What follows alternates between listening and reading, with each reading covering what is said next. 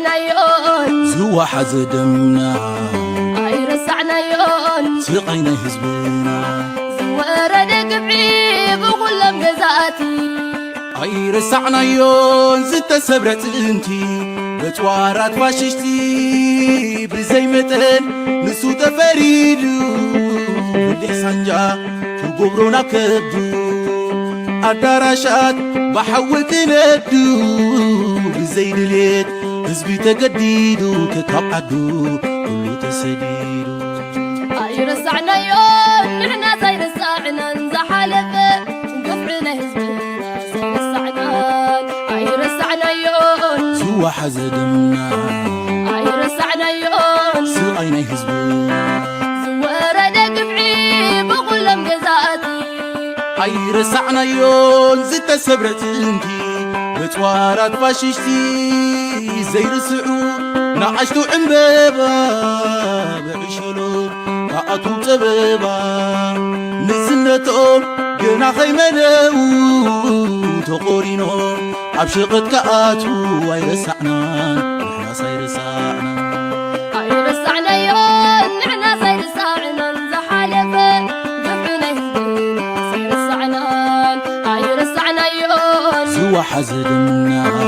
يرسعنايون سقينا حزبنا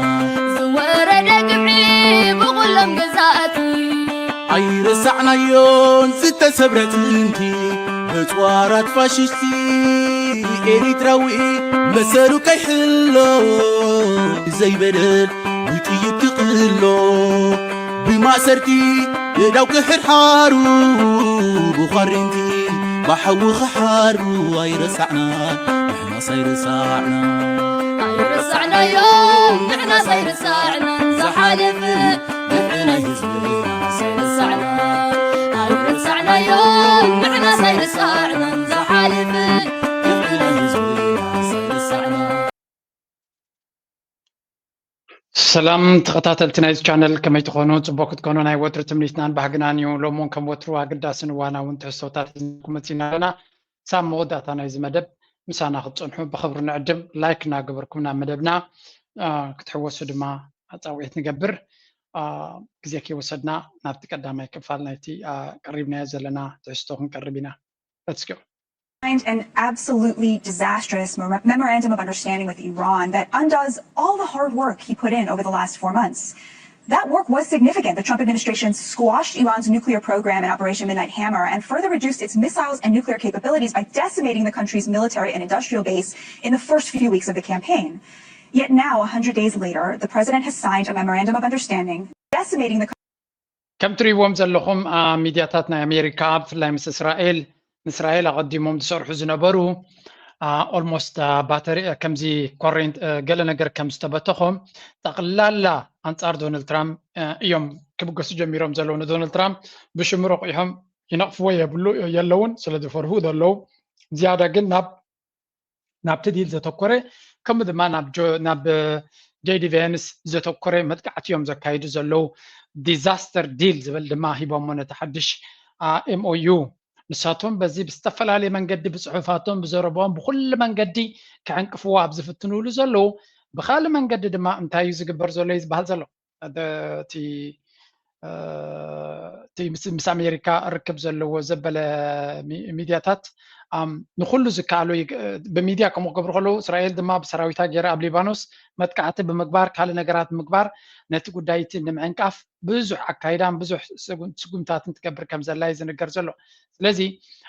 كله كترو يخلقها قليل زي كونه بده يتي مسرح سلام قتيمو زلو نزياس لزفلتو زلو دما دونالد ترامب مختلون نتا مسرحنا سلام قد كان تكبر لنا دمسل وسانه وسيدو مالو نفس ويز دما متيو مالو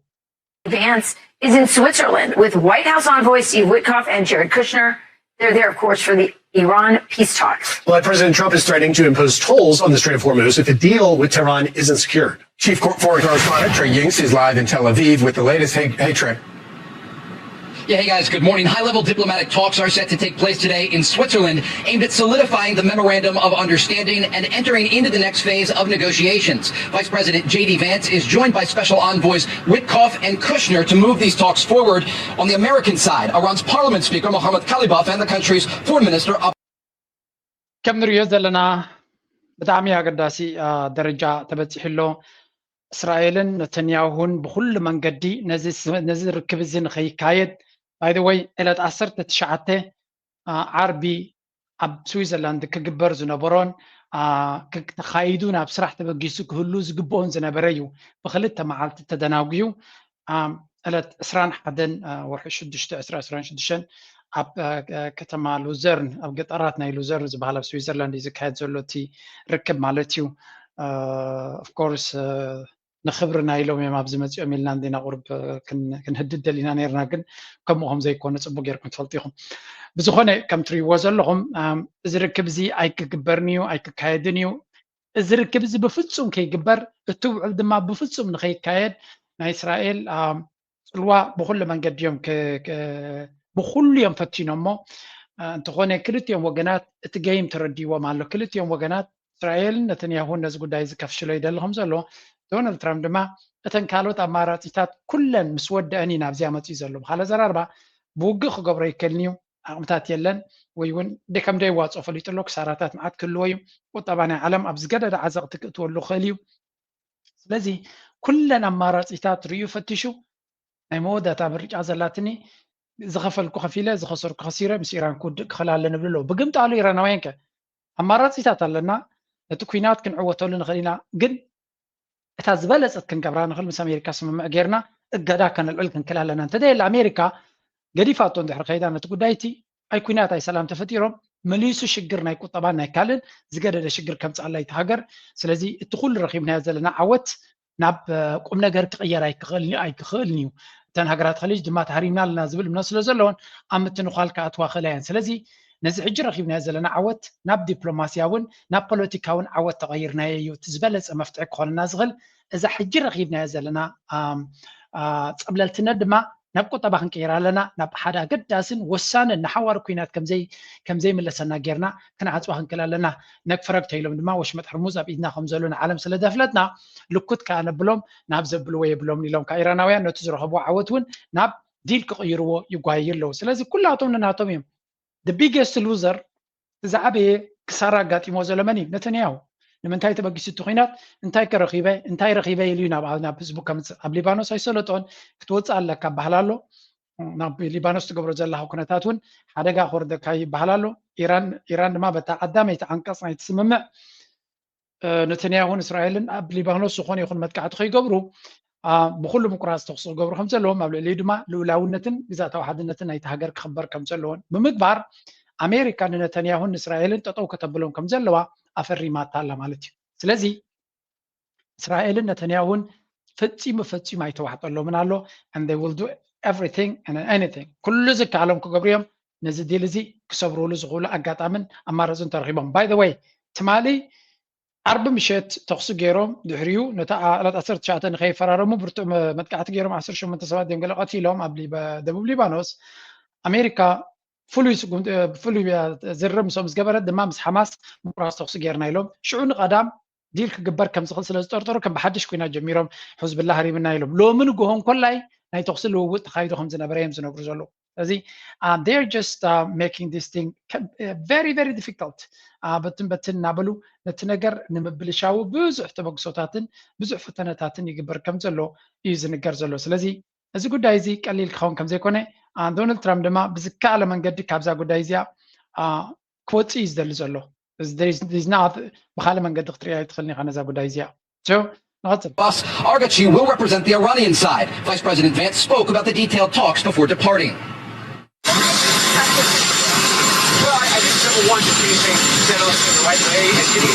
ጄዲ ቫንስ ሓደ ካብቲ እዚ ዲል ዝግድን ክሰርሕ ክኽእል ኣለዎ እስራኤል ፀቅዓ ክትሕዝ ክትክእል ኣለዋ ረብሓ ናይ ኣሜሪካ ድማ ነዚ ጉዳይ እዚ ብምውዳእ እዩ ካብዚ ኩናት እዚ ክንወፅእ ምስ ንኽእል እዩ ብዝብል ጎስጓስ ወይ እውን ብዝብል ነቲ ናይ ዶናልድ ትራምፕ ሓሳብ ብዝለዓለ ዝጉስጉሰሉን ዝፅዕረሉን ዝጎየሉን ዘሎ ሰብ እዩ እቲ ናይ እስራኤል ሚድያታት ድማ ብፍሉይ ወይ እውን ምስ እስራኤል ዝፀጋግዑ ሚድያታት ብፍሉይ ንጄዲ ቫንስ እዮም ዝቕጥቅጡ ዘለዉ ብርግፅ ዝዓበየት ቁማር ናቱ እዩ እዚኣ እዮም ዝብልዋ ዘለዉ ፋይት ኦፍ ሂዝ ላይፍ ይብልዋ ኣለዉ ነዚኣ እንተተዓዊቱላ ፖለቲካዊ ሕልሚ ናቱ ክቕፅል ይኽእል እዩ ኢንፋክት ብብዙሕ መንእሰይ ኣሜሪካ ክድገፍ ይኽእል እዩ ምክንያቱ ንኣሜሪካውያን ቁፅሪ ሓደ ዘገድሶም ዘሎ ገለን እንተይኮነ ኣሜሪካ ካብ እስራኤል ክትፍለ ኣለዋ ዝብላ ተሓሳስባ መራይና ነገሰ ዝኸይ ዘሎ ስለዚ if this guy can make sure ነዚ ጉዳይ እዚ ነዚ ዲል እዚ ንእስራኤል ሻትዳውን ንእስራኤል ዓፅዩ ጠጠው ኣቢሉ ኣፎም ይዕፅዩ ናብ ዲል ከብፅሓ እንድሕር ኺኢሉ ደን ፖለቲካዊ መፃኢናቱ ዝዓበየ ክኸውን ይኽእል እዩ ግን ቀሊልካ ክኸውን ኣይኮነ ከቢድ ዝኾነ ፈተናን ቃልስን እዩ ዝፅበየ ዘሎ ምክንያቱ እቶም ናይ እስራኤል ሓይልታት ቀለልቲ ኮኑ ገንዘብ ኣለዎ ሚድያ ኣለዎ But as the victor, Iran should be paying us for the damage they did to our bases and the cost that we've had to incur, you and me, Mr. and Mrs. Taxpayer, to stop them from building a nuclear weapon to shoot at us. How about reparations for us?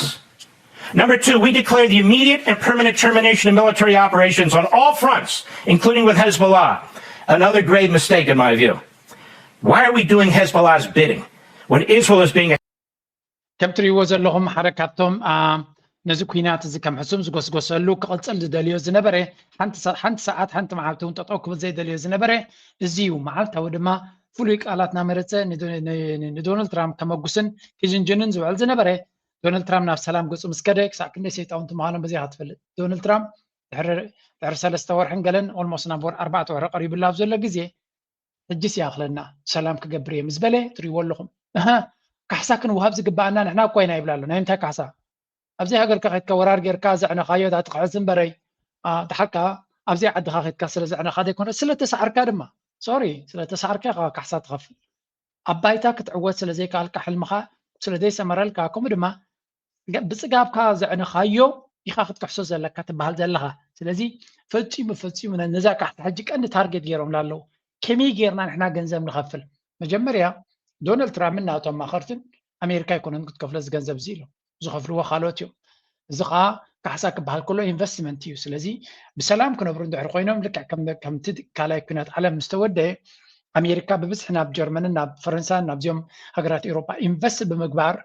دحر حج وق كم زي هلو قطبا متسسار نكلو زغبرو كم دمان ايران كالاي زي كوينات كمص تزيد اليوم هاجرات خليج ناب ايران انفست غبرلهم قطبا ناتو مليس كتاساسرالو نتحدث تحريم كتحدث كم زنبع كون خلالو سلازي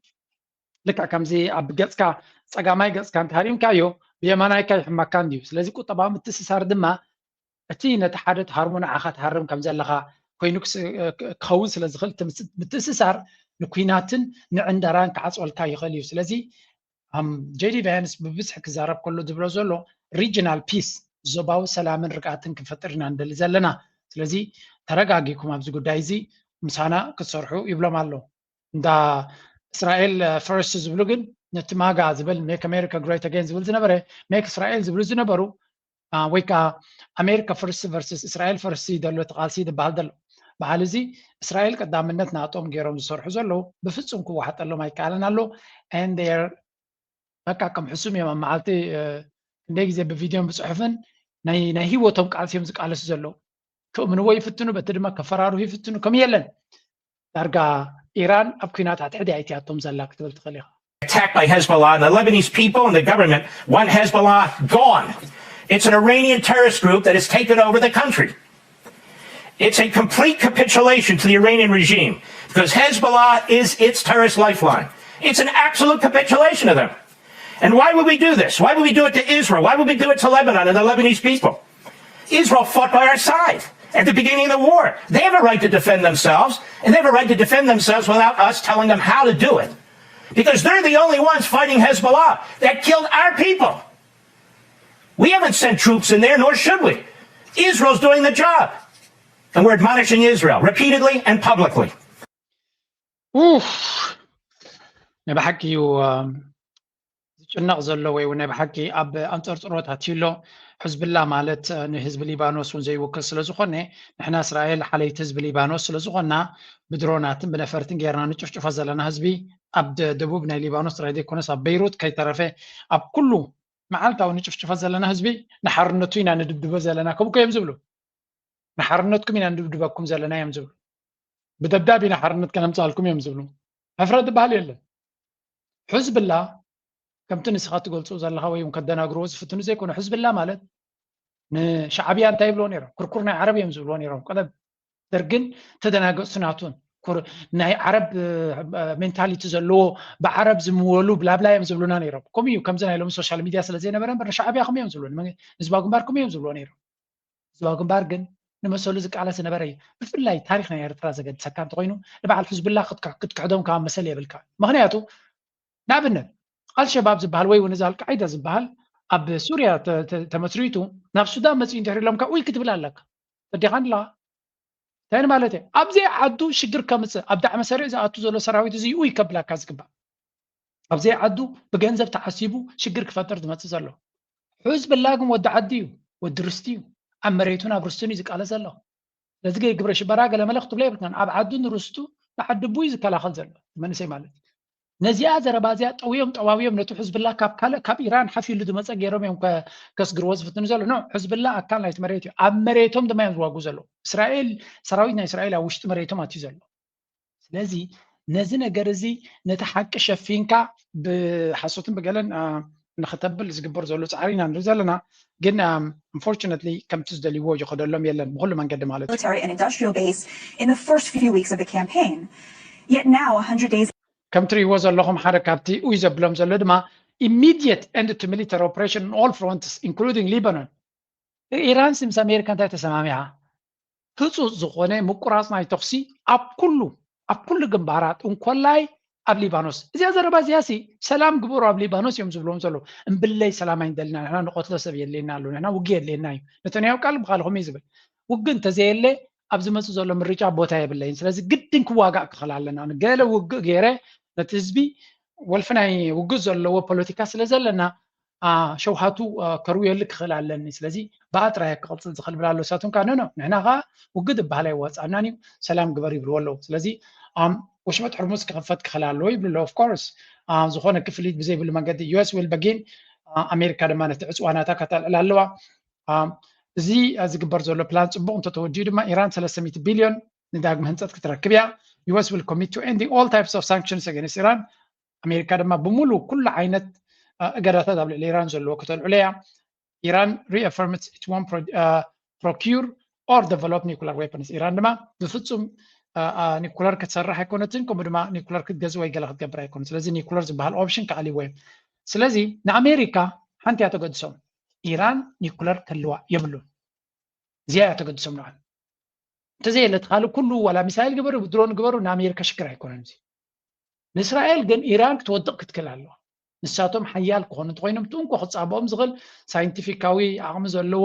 ኢንጂነሪን ዓቕሚ ዘለዎ ኣፅዋር ከፍርስ ዝኽእል ብዙሕ ህዝቢ ዘለዎ ሲቪላይዜሽን ዝኾነ ሓያል ዝኾነ ህዝቢ እዚ ሃገር እዚ ክበታተን ክኽእል ኣለዎ ንሕና ናትና መጋበርያ ዝኾነ ድማ ካብ መሓድሮ ክኽእል ኣለዎ እዚኣ እያ ዓላማ ናቶም ስለዚ ብትንቲ ኣተዋን ኢራን ከም ሊብያ እንተተቐይራ ኢራን ንሱ እዩ ሓሳብ ልቦም ዝደልይዎ ዘለዉ ኣሜሪካ ግን ከም ይደልዩ ኣለዉ ሶሪ this is not our plan and we're not going to help you on this እዮም ዝብሎም ዘለዉ በዚ መንገዲ ድማ ደገፍትናቶም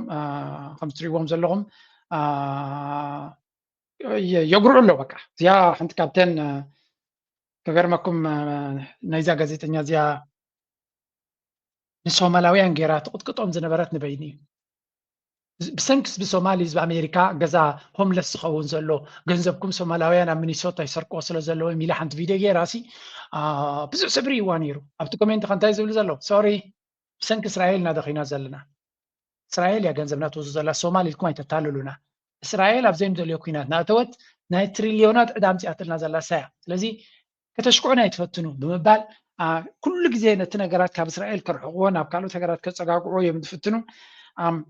نحوارنا تعالى كختنبر سلزي تخل دما نلكم متياتهم الله. Obama administration signed with Iran are just flat out wrong. He didn't damage their navy or destroy their air force. I destroyed the air force. I destroyed their anti-aircraft weapons. That's why we were flying over there totally unimpeded. We turned off all the stealth. They couldn't do a damn thing. He didn't do any of that stuff. He didn't kill their leadership. I did twice, 2.5 times to be exact. He didn't do anything to Soleimani. I killed Soleimani. And Aisha, back to that claim from Iran that the Strait of Hormuz is closed. That is. لكن صبوك يا رما مخيرهم ملون دونالد ترامب. صبغت زخانة مخريبهم ملو تا مخرد مانتايا. كاب JCPOA كابتن أوباما زغبرو ديل سنتايد في اللو. ኒኩለር ሽዑውን እኳ ኣይነፍርንና ኢሎም ምሒሎም ነይሮም ኢሎሞ መልሲ ድማ ስኢንላ ነይሩ ሕጂ ግን ፅቡቅ ገይሮም ኣማኺሮም እንታይ ኢሎሞ ኦባማ እኮ ወረቐት ያፈሪሞም ኢሉ ኣነ ግን ነፈር ሓይሊ ባሕሮም ኣደምሲሰዮ ሓይሊ ኣየሮም ሃሪመዮ ነቲ ከምዚ ገይረዮ ነዚ ኣዳኺመዮ መራሕቶም ቀቲልዮም ገለመለ ኩሉም ዝገበርኩ እየ ዘፈርሞም ዘለኹ ስለዚ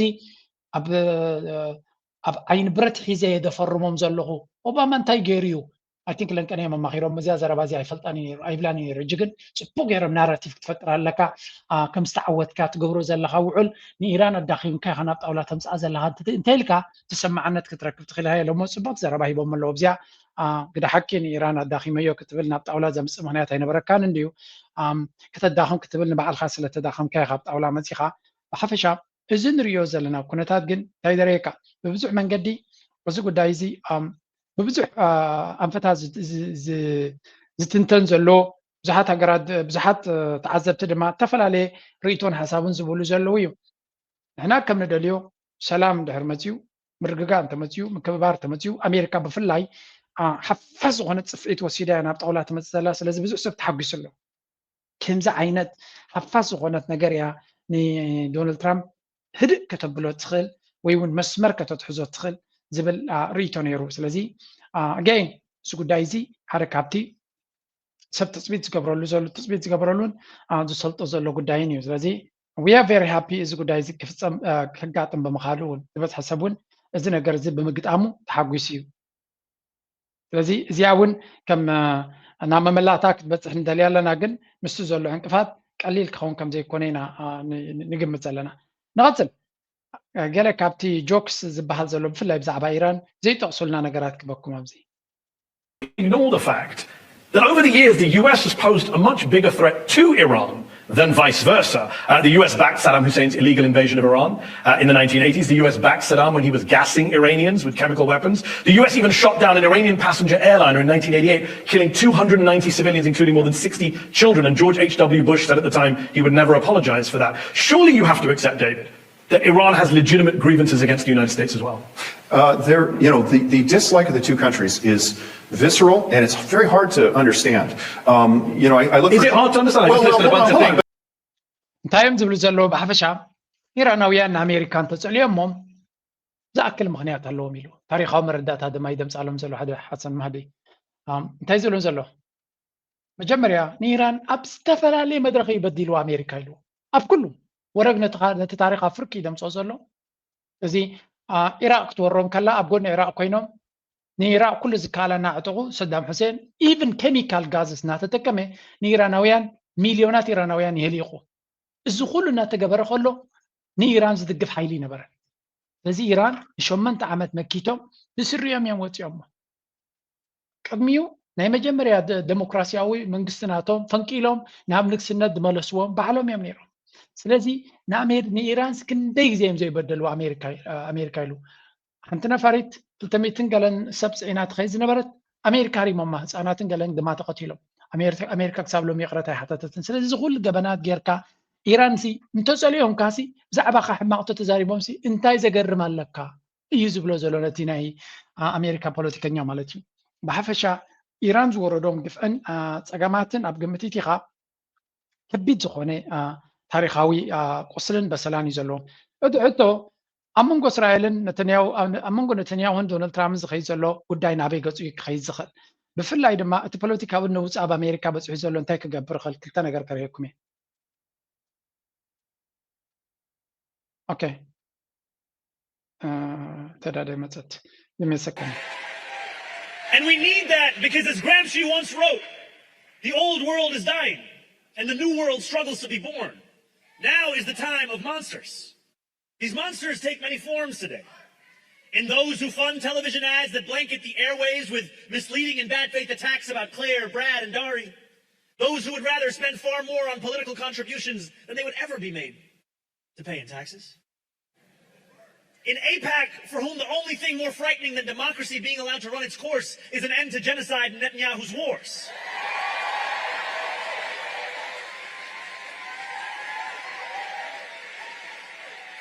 They move millions in dark money to accomplish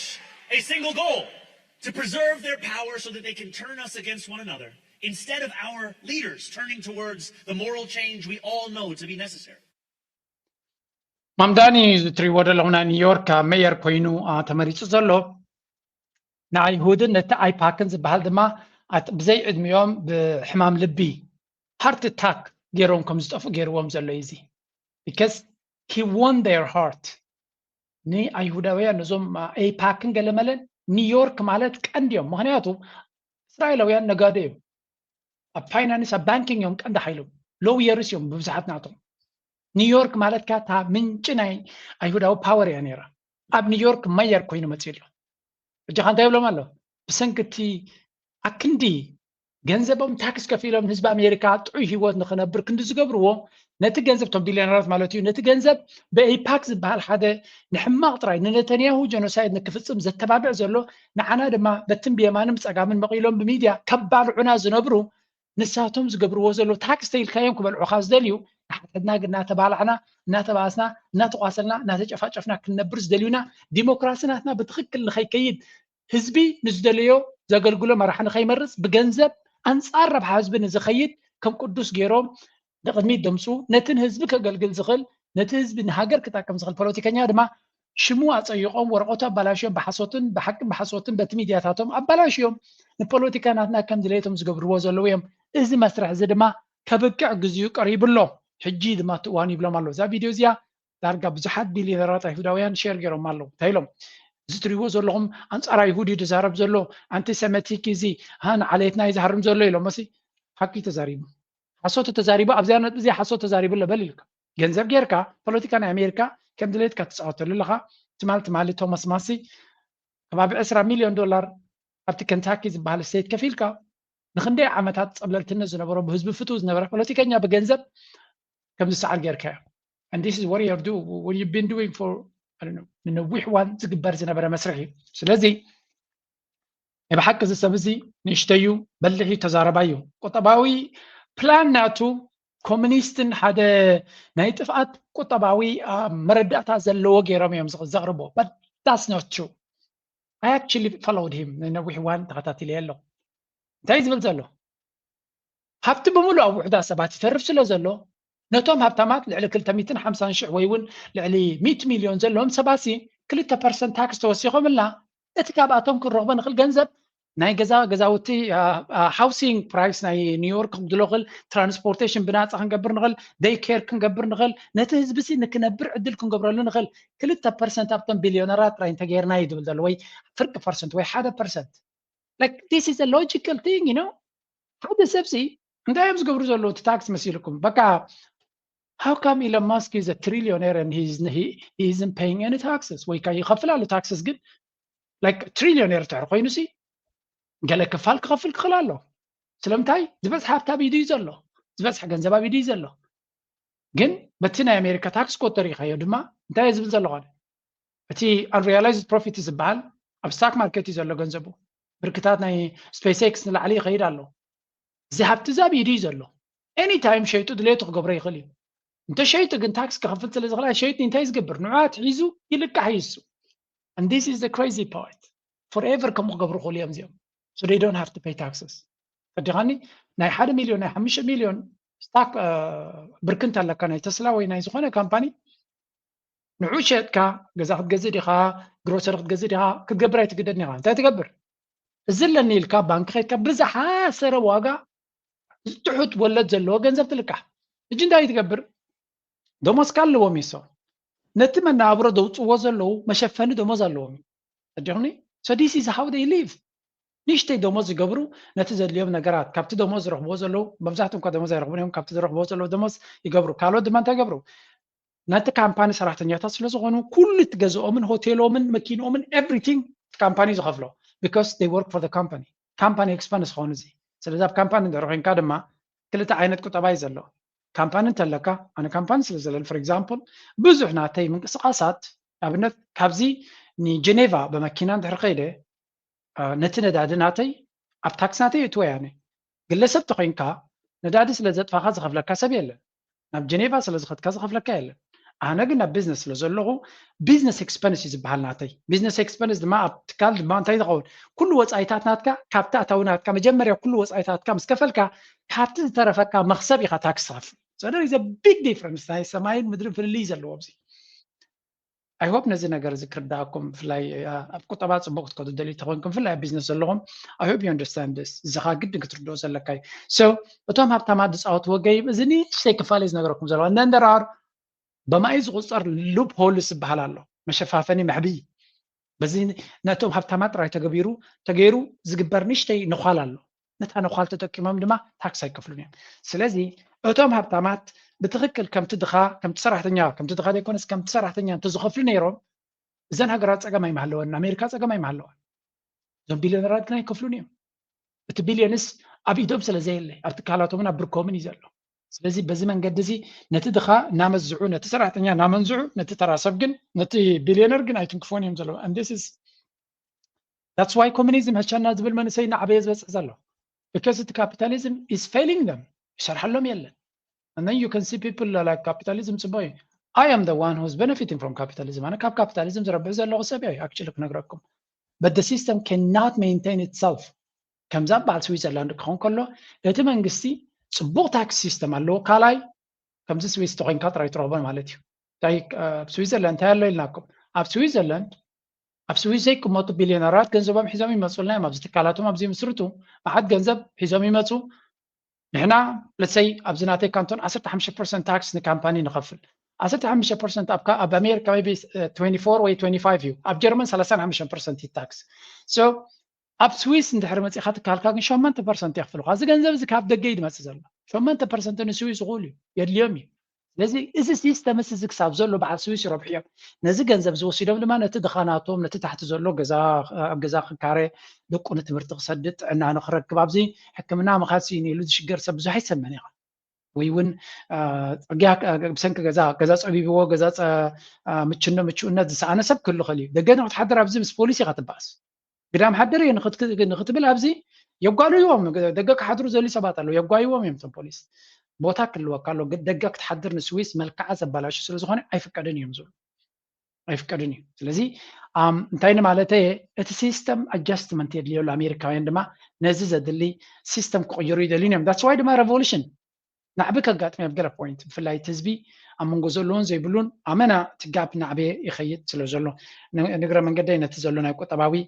ሽግር እውን ክገልፆ ስለ ዘለኹ እየ now let's get back to the story ኣብዚያ በቲ ካልእ ወገን ዝግበር ዘሎ ዝምድናታት ድማ ንርኢ This comes as Iran said that it was closing the Strait of Hormuz again over Israeli attacks in Lebanon. Now, J.D. Vance arrived at the Yemen Air Base, having earlier said that he could only stay a day or two before boarding his flight to Europe. Vance said that he hopes to make progress on the nuclear issue and the Lebanon ceasefire issue as well. Looking forward to start the technical talks with the Iranians, the Pakistanis, and the Qatari. Strait of Hormuz. እዚ ትሪእዎ ፀናሕኩም እቲ ሞተር ከይድ ናይ ጄዲ ቫንስ እዩ ናብቲ ቦታ ክመፅእ ከሎ and ብሓፈሻ ኩሉ ዝረአ ዘሎ ሰላም ንኽመፅእ ምርግጋእ ንኽመፅእ እቲ ወሽመጥ ሕርሙዝ ድማ ተኸፊቱ ንቡር ኣገልግሎት ንክህብ ነዳዲ ወፂኡ ቁጠባ ዓለምና ክረጋጋእ ርጉእነት ክረአ መብዛሕቲ ሰብ ንዑ ዝደሊ ዘሎ ግን እዚ ነገር እዚ ድማ ብቐሊሉ ክብፃሕ ዝኽእል ኣይኮነን ሓደ ካብቲ ኣሜሪካ ዶናልድ ትራምፕ ንነተንያሁ መስመር ከትሕዞ ተዘይኪሉ is going to be very hard to achieve that stunning insult, a deepening rift, and a relationship that may be entering its most turbulent phase yet. President Donald Trump has reportedly described Israeli Prime Minister Benjamin Netanyahu as a con man, a term one White House advisor reportedly called the worst insult in Trump's lexicon. For decades, Washington and Jerusalem have stood side by side. But behind the scenes, frustration appears to be growing. And now, as delicate diplomacy with Iran ብሓፈሻ ከም ትሪእዎ ዘለኹም ዶናልድ ትራምፕ በዝመን ኢኻ ትብሎ ብቢቢ ነተንያሁ ትዕግስትና ወደይ ይመፅእ ከም ዘሎ እዩ ዝነገር ዘሎ መቸም ኣነ ፈተና ናይ ሂወት እየ ዝብሎ ሰብኣይ ዲ ኣይኮነን እዚያ ኢና ክንዕቅኖ ንኽእል ኣም ሶሪ ስብነት ናይ ሰብ ክንመዝንን ገለና እንደልና ግን ዶናልድ ትራምፕ ናይ ብሓቂ ስረ እንተለዎ ናብዚያ እስራኤል ከርእየና እዩ ማለት ንካልኦት ክድንር ኢና ኢና ኣብ እስራኤል ገፁ ግን ነዚያ ሒዝዋ ተበጊስዋ ዘሎ የቐፅላ ዳ ይቅፅላን ክንርኢና ስለምንታይ ብዛዕባ ስረ ናይ ነተንያሁ ክዛረበኩም መሪፅ ኣለኹ መሲልኩም ቢካዝ ለንቀነ ንጥልያን ንጆርጅያ ሜሎኒ ስርኡ ከርእያ ፈቲኑ እዩ what happened ኣብዚ እንተኢልኩም ነዚያ ንስማዕ እስኪ back at Trump over his begging for picture remark, turning a personal jab into a full-blown diplomatic spat. Neither I nor Italy ever beg, Meloni says, slamming Trump's story as a totally invented and disrespectful claim. A rift deepens between the one-time close allies, as Trump's bizarre comments drive a new wedge into US-Italy relations. Italy's foreign minister cancels a planned visit to the United States in direct response to the escalating war of words. The Italian minister says Trump's offensive words do not just insult Meloni, but offend the dignity of all of Italy. The uproar erupted after the American president's controversial public remarks about the Italian prime minister. Trump said, لنكن انت يقاطي من لمسيلكم أمونغو جورج ميلونين دونالد ترامن بأسا قاطي من له أبتجي 7 مستودو أبون ديهم قرنيهم كلهم تمرحتي and then they had this دونالد ترامب ملحسنيا سلوزخوني انتاي لصحيفة مسلكم نايت اليان برايم مينستر جورج ميلوني مساي كتسأل دقاقي ما حتيتاتني امبي ليا يبلالو أبجي 7 أفرنسا بزنبرنالو هميتا كويز نايتم تخمات تحماميو بكعكميو زميرا باو عالم كمي وريدكم زلو بزي خاطري she's doing poorly ابطليان حماق تخيل سلازلا بوليتيكاناتا نت بوبولاري نت هبوبنات ناتا مريت زبيت سلازلو ساينت تسايلا كوندو خونغلي فتوني خوني ليا كومو فتينايلو possibly because she turned down the United and the هبوبنات مريت زبيت زلو دما مس امريكا زنبرنا زمدنا سلازبا تخاتيو سلازي وصيت ناتو يزخون تناتا هبوبنات وديقو زلو the country نعتاد نطليان حلفاز قبرتلان استغلاخلتلان تفكران مساكب تباس ممراصا زحزن يبلالو when it came to denying Iran جن ابنا إيران كينات دونالد ترامب تعميك امتاز حسبي قلت زلكم سبزي انت كاز ما تعيرسوني كمان ترسوسي بجك كالكم نغير دا ديف لامبرك انت everything personally نعو سلازي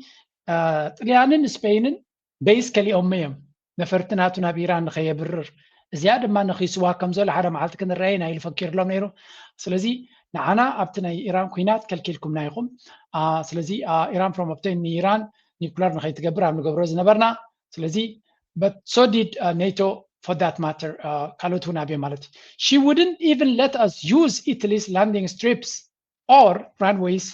a great logistical inconvenience سلازي نتنا إيطاليان موردن مدايبن ون انتخوني كلياتنا يبلالو زدما نتن غبر زبرنا سرح ابي لوجيستيكاوي صقمن انقفاتن فطيرنا this despite the fact that the US contributes hundreds of billions of dollars a year to protect Italy زدما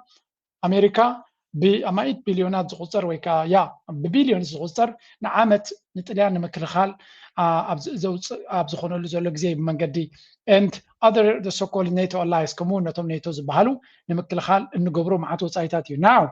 after the United States جي أمريكا ني إيران سعيرا أبد أولا مسمسأتا كن حق زوكم ويون مساخاخن السؤال كتب لاني نو تانكسكم زبهال يلن يلو يحرما مالتيو نورمالي فرنسا وجرمن تخوينهم قحما بلو ما تم يمزبلو ميلون جن كابتناتو زربا زبرت زربا جميرا مالتيو and this is going to be very interesting تايلاتو ساها قلتي فما اللي ساقدم فيديو ما اللي ساتلو ده حرمن بصحف دمام اللي ساتلو President Trump بلاتو this constant and provoked attacks are senseless زي بزي مغنيات صغير كابوغا بيلكات تقبر زلها كسي ترقم يبلون إلاتو as for my popularity بزعبا زنانا تيتدلي خاقن عرقها مخاني ويون محزاها مخانيسي حق زونا يكون لاتو nor does it depend on my relationship with you حدا مع مساخا محزنات مالت نزلناها زعبي يكون نابزوها نزلت ولا صرفي زي المعلم هلا لما ناتي ابتلي انت عين تقبلنتها لاني ابا خازم الكوسا يكون انت ولا my popularity depends on my ability to defend Italy's national interest and that is exactly what I have always done ناتي زنا ويون بوبنات ابتليان مساخاب زلان زمدنا ديكونس هاغراو ربحنا ابتليان دو بمبالي يجوز مت نسود ما كل غزي خبر زفتن زلو غيلاتو this is also what I did regarding the American military base in Italy زدما لك ناي ابتليان هاغراو ربحا سلازا قدبي نعخا بيز خلكلكو خاطب لا فالتي their use is governed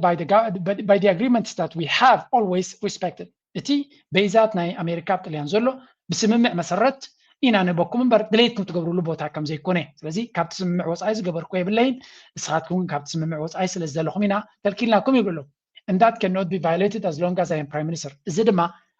ነቲ ስምምዕ ክትሕስቦ ድማ ክሳብ ኣነ prime minister ዘለኹ ኣይከፍቅደልኩም እየ ትብለላ ኣይከፍቅደልካ እየ ትብለላ Italy remains a sovereign nation in any case ጣልያን ሉላዊት ሃገር እያ ምናልባት ከም መዘኻኸሪ ትብለላ boy this is ተገርም ኢና ንሰመዘላ in any case my popularity is none of your concern oh my god suggest you focus on yours ከምኡ ድማ መወዳእታ ድማ ናተይ ዝና ወይ ናተይ ህቡብነት ንዓኻ ዝምልከት ጉዳይ ኣይኮነን ተኺልካ ንናትካ ህቡብነት ኣተኲርካ እንተሰራሕካ ሕሸካ ኢላቱ እዚኣ ሓፋት ፅፍዒት እያ ንዶናልድ ትራምፕ ድማ ነዚ ነገራት እዚ he takes them personal ከም personally ጎዞ so Italy is going to have a difficult time ጣልያን ልክዕ ከም በዓል ፈረንሳ trust me ዝቕፅል ቅንያት ንጣልያን ቤላ ገይሩ ክጭፍጭፋ ቀኒዩ ስለዚ ምስ ፈረንሳ ዘሎ ኩናት ኣብ G7 ተፈትሑ ማክሮንን ዶናልድ ትራምፕን ብሓደ ኣብቲ ናይ ቨርሳይ ነቲ ናይ ኢራን ተፈራሪሞም ፅቡቅ ቀኒዮም እዮም ሰብ በዚ ፈረንሳ ኦሮሲ ማክሮን ፈትሑ ለሽግሩ ናይ ጀርመን ከምኡ ዋላ ማልያ ከም ተፈተነ ይሰለጠን ናይ ዩኬ ኦልሬዲ እቲ ፕራይም ሚኒስተር ኪር ስታርመር ስልጣኑ ክገድፍ ይበሃል ኣሎ ፋሒላቶ ኣለሱ ጆርጅያ ሜሎኒ is a brilliant lady ሽጣራይቱ ንምንታይ ተክቲክ ትጥቀማላ መሲልኩም ጆርጅያ ሜሎኒ ኣብ ጣልያን እስራኤል ኣዝዩ ተጸልዩ ስለ ዘሎ ካብ እስራኤል አንጻር እስራኤል ተኸይድካ ጥራይኻ ግኑን እንትኸውን ከምኡ ድማ ምስ እስራኤል ሎሚ ኣሜሪካን ዶናልድ ትራምፕን ኣብ ጣልያን ኣብ ኤውሮጳ መራዮም ተጸልዮም ዘለዎ ስለዚ ጆርጅያ ሜሎኒ ካብ ዶናልድ ትራምፕ ክትፍንተት እያ ትደሊ ዘላ ፖለቲካዊ ዕብሪ ናታ ንምንዋሕ ቀሊል ካውን ድማ ይኮነ ዶናልድ ትራምፕ ሽግር ክፈጥር ዝኽእል ፖለቲከኛ ስለ ዝኾነ I mean this is crazy man ብዙሕ ነገር ኢና ንርኢ ዘለና ኮይኑ ተሪፉ እዚ ዘበን እዚ ማዓት ድራማታት ከርእየና እዩ ናሕትሕዶም ክባልዑ ትርእይዎም ኣለኹም እስራኤል ምስ ኣሜሪካ የተሰማምዑ ጣልያን ምስ ኣሜሪካ የተሰማምዑ ድራማ ብልርእሲ ድራማ እዩ ንሕና ድማ መመረቑን ከምዚ ናይ ሆሊውድ ፊልሚ ናይ ጎሲፕ ገርል ዝበሃል ነይሩ ወይ እውን ሃውስ ዋይፍ ዝበሃላ ነይረ ናይ ድራማን ሕሜትን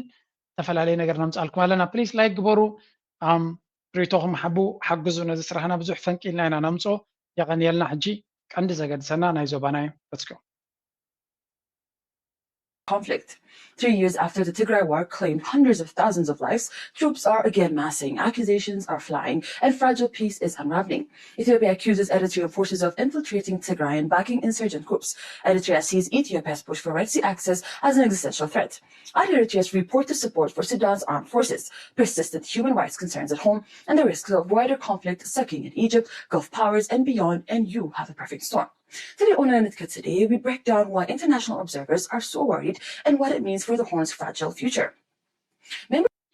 Come through was a lochum biltigana almost on a daily basis ni queenat na beertrach gebar zakhel we won na Tigray queenat gid msirtra la gib kana mizrab zikha እቲ ታክቲክ ከም ወትሩ ንፈልጦዩ internationalization of the conflict ይበሃል እዚ ነቲ ኩናት ዓለም ለኻዊ መልክዕ ንምልባሱ ምክንያቱ ውሽጣዊ ኩናት ንኢትዮጵያ ንዓቢ ፍሉይ ሓገዝ ከምፃሎ ይክእልኒ ውሽጣዊ ኩናት ኣብ ኣምሓራን ኣብ ኦሮምያን ይቕፅል ኣሎ ምስ ትግራይ ዝግበር ተወሳኺ ኩናት ዝገደደ ሓደጋ ዳ ከምፃሉ እምበር ፍሉይ ነገር ሒዙሉ ዝመፅእ ነገር የለን ስለዚ እንታይ ክገብር ኣለዎ ነቲ ምስ ትግራይ ዝግበር ዘሎ ኩናት ልክዕ ከም ምስ ኤርትራ ሰራዊታ ኣብ ውሽጢ ትግራይ ብምእታዋ ንመንግስቲ ኢትዮጵያ ተቕስቅሳ ከም ዘላ ገይሮም ዝገልፅዎ ዘሎ ኩነታት ኢና ንርኢ ዘለና እዚ እውን ኣካል ናይቲ ዝግበር ዘሎ ፕሮፓጋንዳ ናይ ኩናት እዩ ብልፅግና ኩናት ይደሊ ከም ዘሎ ብኩሉ መንገዲ ድማ ናብ ኩናት ገፁ ይኸይድ ከም ዘሎ ላይክ መዓልታዊ ዝወፅእ ዘሎ ኣርቲክልስ ዝበሃል ዘሎ ዘረባ ክትሪኦ ከለኻ ብልፅግና ኩናት ይደሊ ኣሎ ኩናት ተደይደለየ ድማ ናይ ኩናት ቋንቋ ይደሊ ኣሎ ክትብል ትኽእል ኢኻ ብፍላይ ምስ ትግራይ ጠቕላላ ኣብ ተባቲኾምሉ ዘለዉ ደረጃ እዮም ተበፂሖም ዘለዉ ኣሜሪካ ድማ they really are not caring about this ብዙሕ ወላ እኳ ኩናት ክመፅእ ይደልዩ እንተደየለዉ ከምዚ ጭቡጥ ዝኾነ ስጉምቲ ክወስዱ ይደልዩ ኣለውን ንህወሓት ናይ ቪዛ ስጉምቲ ክንወስድ ኢና ምባሎም ኣካል ናይቲ ዘይምግዳስ ናይ ኣሜሪካ ዘንፀባርቕ እዮም ዝብሉ ዘለዉ መብዛሕትኦም ኪላታት ድማ ጠውዮም ጠዋብዮም ነዛ ጉዳይ እዚኣ ምስ ፅምዶ ከተሓሕዝዋ ዝፍትኑ ውሕዳት ኣይኮኑን ምክንያቱ ኣሜሪካ ኣብ ከምዚ ጉዳይ ዛሕቲላ ስለ ዘላ ናይ ኣሜሪካ ኣቴንሽን ንምርካብ ነቲ ጉዳይ እቲ ፅምዶን ካልእን እዮም ከም ዝገብሩ ዘለዉ እናተባሃለ ብዙሕ ዘረባ ክስረብ ከም ዝኽእል ኢና ንርኢ ዘለና ኣብዚ እውን ሓደ ኣናሊስት ንውሕ ዝበለ ቪድዮ ገይሩ ብዙሕ ሰብ ዝረኣየ ከርእየኩም እየ Now, of course, we hope it's rather obvious that these authors are far from neutral voices on the matter. They're high-ranking Abiy officials with a vested interest in building a case against the Tigray region just shortly after their government engaged in an obvious military build-up. But in this case, they also aren't pulling those allegations out of thin air. The new Tigray leadership did restore their regional government. The TPLF is widely understood to be coordinating with Eritrea on some level, and recently the group appears to have repositioned tanks closer to the front. The TPLF really did recently introduce compulsory mobilization for its citizens while criminalizing speech and media that would criticize or oppose recruitment. ሕጂ እንታዮም ዝብሉ ዘለዉ ብሓፈሻ እንተሪኻዮም ንህወሓት ብብዙሕ ነገራት ኣብ ምኽሳስ እዮም ተጸሚዶም ዘለዉ እዚ ድማ ኣካል ናይቲ ብልጽግና ዝገብሮ ዘሎ እዩ ህወሓት ምስ ኤርትራ ጽምዶ ገይሩሎ ዝምድና ፈጢሩሎ ህወሓት ንኩናት ይዳለሎ ንኩናት ንምግባር ድማ ብዙሕ ወታደራዊ ምንቅስቓሳት ይገብራሎ ከምኡ ድማ ህወሓት እንታይ ይገብራሎ እዮም ዝብሉ ዘለዉ ግዱድ ዕስክርናታት ኣትዩሎ ምስ ዝተኣሳስር ድማ ጸቕጢ ይገብራሎ ወታደራዊ ዓቕምናቱ ንምሕያል ዝብል ክሳብ ርእሲ ክሲ ብልጽግና ንጎምሸትን ወታደራት መልሚዱ ድሮናት ገበርኩም ዝገበርኩም መጻኹ ንዝብል ዘሎ ግን ከም ንቡር ኢኻ ትወስዶ እዩ ኮይኑ ዘሎ ውዕል ፕሪቶርያ ባይደወይ ህወሓት ተሪድ ዝኾነ መልሲ ነቲ ናይ ኣሜሪካ ውሳነ እውን ሂቦሞ እዮም ፀገ ናይ ኢትዮጵያ ሒዙ ንውዕል ፕሪቶርያ ንዘፍርስ ዘሎ ባጀት ናይ ህዝቢ ዓፅዩኑ ዘሎ ንክልል ዓፅዩን ዕፅዋ ገይሩ ክቐትል ንዝደሊ ዘሎ ስቕ ኢሉ ንዝርኢ ዘሎ ተገምጢልኩም ድማ ንዓና ክትእግዱ ምምፃእኩም ናይ ብሓቂ ዘሕዝንን ዘተሓሳስብን ኢሎም ዘለዎ ግን ኩሉ ዝንሪኦ ዘለና ተሓዋዊሱ ናበይ እዮም ተብፅዎ ዘለዉ ናብ ፅምዶን ናብ ኤርትራ ገፅካን ምፅግግዑ እዩ ካልኦት እውን ብወገን ኢትዮጵያ ዝመፁ ሓይልታት እውን ክንርኢና ንውሕ ዝበለ ቪድዮታት ስለ ዝኾነ እቲ ሳመሪ ክበኩም ክፍትን እየ ኩሉ ግዜ ኣብይ ድማ ተቐንዲ ሓይልና ምክንያቱ ነዋሕቲ ቪድዮታት ግዜ ክህልወኩም ስለዘይክእል ፅሙቕ ኣቢልና መልእኽቲ ናቶም ምስቲ ኩነታት ናቶም ንኣብነት እዚ ቪድዮ ዝቕርብ ብዙሕ ሪሰርች እዩ ዝገብር ፍሉጥ እዩ ሪሰርች ገይሩ ዝገብር መብዛሕቲ ግዜ ሪሰርች ግን ካብቲ ዝወፅእ ኣርቲክላት እዩ ዝገብሮ እዚ ማለት ድማ ኣገይም ብልፅግና ብዙሕ ሓበሬታ ናብ ሶሻል ሚድያ ይድርብሎ ክንብል ከለና ነቶም ንዝተፈላለየ ኢቨንትስ ኣናላይዝ ክገብሩ ዝኽእሉ ክረኽብዎ ዝኽእሉ ሓበሬታ ናይ ሪሰርች ዝያዳ ንሱ ዶሚኔት ይገብሮ ንሕና ድማ ንዑ ሰሚዕና ንኩሎም ክምልሰሎም ዓቕሚ የብልና ናብዚ እዋን እዚ ብፍላይ ብወገን ኤርትራ ሬድ ሲ ቤክን ዝበሃልን መሶብ ጆርናልን ጽዑቕ ዝኾነ ኣርቲክልስ እዮም ዝፅሕፉ ዘለዉ ብዝተኻለኩም መንገዲ ከይድኩም ሓግዝዎም ኣበይ ክሲኹን ኣብ ዌብሳይቶም መሶብ ጆርናል ከምኡ ድማ ሬድ ሲ ቤክን ዝበሃላ ክልተ ናይ ኤርትራውያን ፕላትፎርምታት እየን ብዙሕ ኣርቲክልስ እየን ዝፅሕፋ እንተወሓደ ኣበይ ክስን ኣብ ፌስቡክን ሼር እናገበርኩም ተሓገዝኩሞም እውን ኣገዳሲ እዩ ኣብዚ ከም ትሪእዎ ዘለኹም ቁፅሪ ሓደ ፅምዶ እዩ እቲ ንኩናት ፈተና ኮይኑ ዘሎ እዮም ዝብልዎ ዘለዉ ስለዚ በአምሓርኛ ጋንጃ እዩ ዝበሃል ብለሎ ኣይደኖ ሪፈርስ ቱ ክልተ መፃምድቲ ብሓደ ኮይኖም ክሰርሕሉ ዝኽእሉ እዩ ኣንድ ፕሌየርስ ቲፒኤልኤፍ ናይ ትግራይ ሃርድ ላይነርስ ስለዚ እቶም ኣብ ፅምዶ ዘለዉ እቶም ኣሜሪካ ገዳ ክትገብረሎም ትደሊ ዘላ ዝበሃል ዘሎ እዩ ከምኡ ድማ ኤሪትራያን ጋቨርንመንት ማለት እዩ ትፅምዶ ብዓንዲ ርእሱ እዞም ክልተ እዮም ይብላ ኣሎ ሞቲቬሽን እንታይ እዩ እቲ ናቶም ዕላማታት ክኸውን ዝኽእል ንህወሓት ይብላ ኣሎ can no longer challenge the federal government alone after their previous military failures. They need Eritrea for survival. ስለዚ ህወሓት ዕላማናቱ ኣብቲ ፅምዶ ምስ ኤርትራ ክገብር ከሎ እንታይ እዩ ንዝብል ንፌደራል መንግስቲ በይኖም ክምክትዎ ስለ ዘይክእሉ ኣብቲ ዝሓለፈ ኩናት ብዙሕ ስለተሃሰዩ ብዙሕ ጌጋታት ስለ ዝፈፀሙ ሕጂ ግድን ንኤርትራ ንህላውዮም ኤርትራ ተድልዮም እያ ኤርትራ seeks to keep Ethiopia fragmented and weak ሓሶት እዙ and is furious over the Pretoria agreement ኩለን እዘን ስነ መጎት እዚአን ናይ ብልፅግና እየን ኤግዛክትሊ ነዚአን መን ክብለኩም ከስምዕ ሓደ ኣብ መፅኡ ዘለካ ደቂ ነዚያ ክብለኩም ክንሰምዖ ኢና ንምንታይ ዝተቐናጀወ ኮኦርዲኔት ዝኾነ መጥቃዕቲ ንኤርትራ ምዃኑ ኢኻ ትፈልጥ ከማን ስለዚ ኤርትራ ኢትዮጵያ ዝተዳኸመት ሃገር ክትከውን እዮም ዝደልይዋ ዝተማቐለትን ዝተዳኸመትን ክትከውን ብውዕል ፕሪቶርያ ድማ ቁጥዕን ቂምታ ነይርዎም እዩ ውዕል ፕሪቶርያ ስለምንታይ ፀልዮም ይብሉና ነይሮም መጀመርያ እቲ ሓሶት እኮ ይነን ውዕል ፕሪቶርያ ፕሬዚደንት ኢሳያስ ዝፀልኦ እኮ ንህወሓት ክቐትሎም ስለዘይከኣለ ዕድል ስለዘይረኸበ ይብልዎ ነይሮም ዳግገብርያ ምስ ህወሓት ተዓሪቑ ሕጂ እንታይ ይብሉ ኣለዉ ውዕል ፕሪቶርያ ዘይፈተውዎ ኤርትራ ንኢትዮጵያ ክመቓቕልዋ ስለ ዝደልዩ ዘሎ ቀይሮማ እታ ዘረባ መጀመርያ ግን ንህወሓት ስለዘይቀተሎም ስለተኾለፈ ዝነበረ እዩ ዝብል ዘረባ ዝነበረ ምስ ህወሓት ስለተዓረኸ ቀይሮማ እታ ናሬቲቭ ሕጂ ከምኡ ድማ ቁጥሪ ክልተ internal political shifts Abiy Ahmed following the questionable Corona style re-election Abiy has consolidated power, silenced the free press, and is moving toward becoming a dictator for life. Abiy Ahmed had ብዙሕ እቶታት ዘለዎ ምርጫ ድሕሪ ምክያዱ ናብ ዲክቴተር ንምዋእሉ ዲክቴተር ከም ዝኸውን ኣረጋጊጹሎ ይብሉ ኣለዉ። TPLF ኢንተርናል ኩ ኣብ ትግራይ ድማ እቲ ህወሓት ስልጣን ተቆጻጺሩ ኣሎ። ዶክተር ደብረጽዮን ገብረሚካኤል ድማ ስልጣን ተቐቢሉ ኣሎ። ጌታቸው ረዳ ተጸፊዑ ተኣልዩ ኣሎ እዮም ዝብሉ ዘለዉ። ኣትሊስት እዚ ኖርማሊ ንሪኦ ዘለና ኩነታት እዩ። ቀፂሎም TPLF internal coup, and then the fuel pause is ending.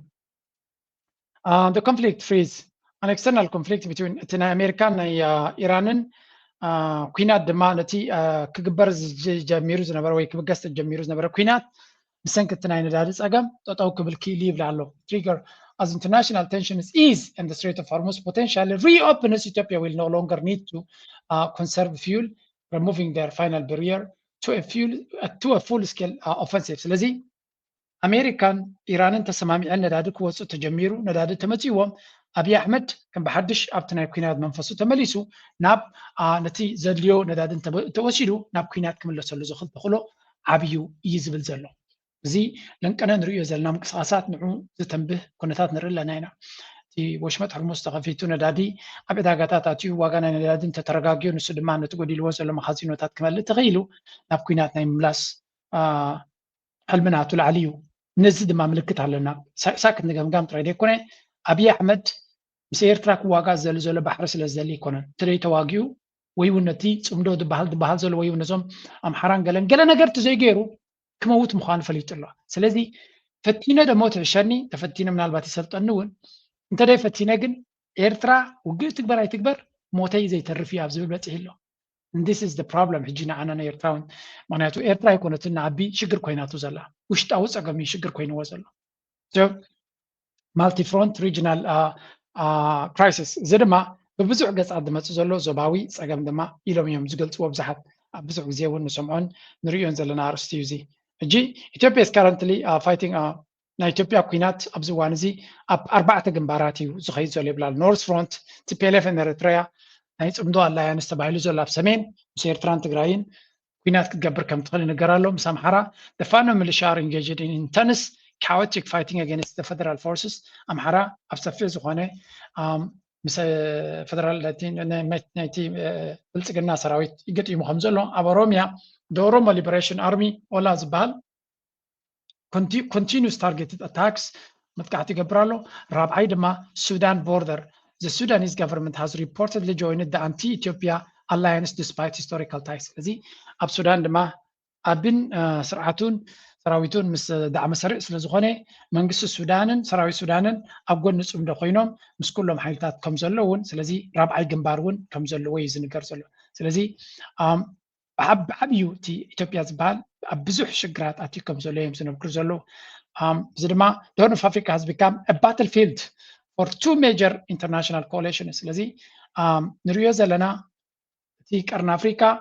በቃ ዓውደ ኩናት መደበር ናይ ዓውደ ኩናት ኮይና ከም ዘላ እዩ ዝገልጽ ዘሎ መን እዮም እሳቶም ኣብቲ ዓውደ ኩናት ዝገልጾም ዘሎ ድማ ሓደ እንታይ ይብላ ኣሎ ፕሮ ኢትዮጵያ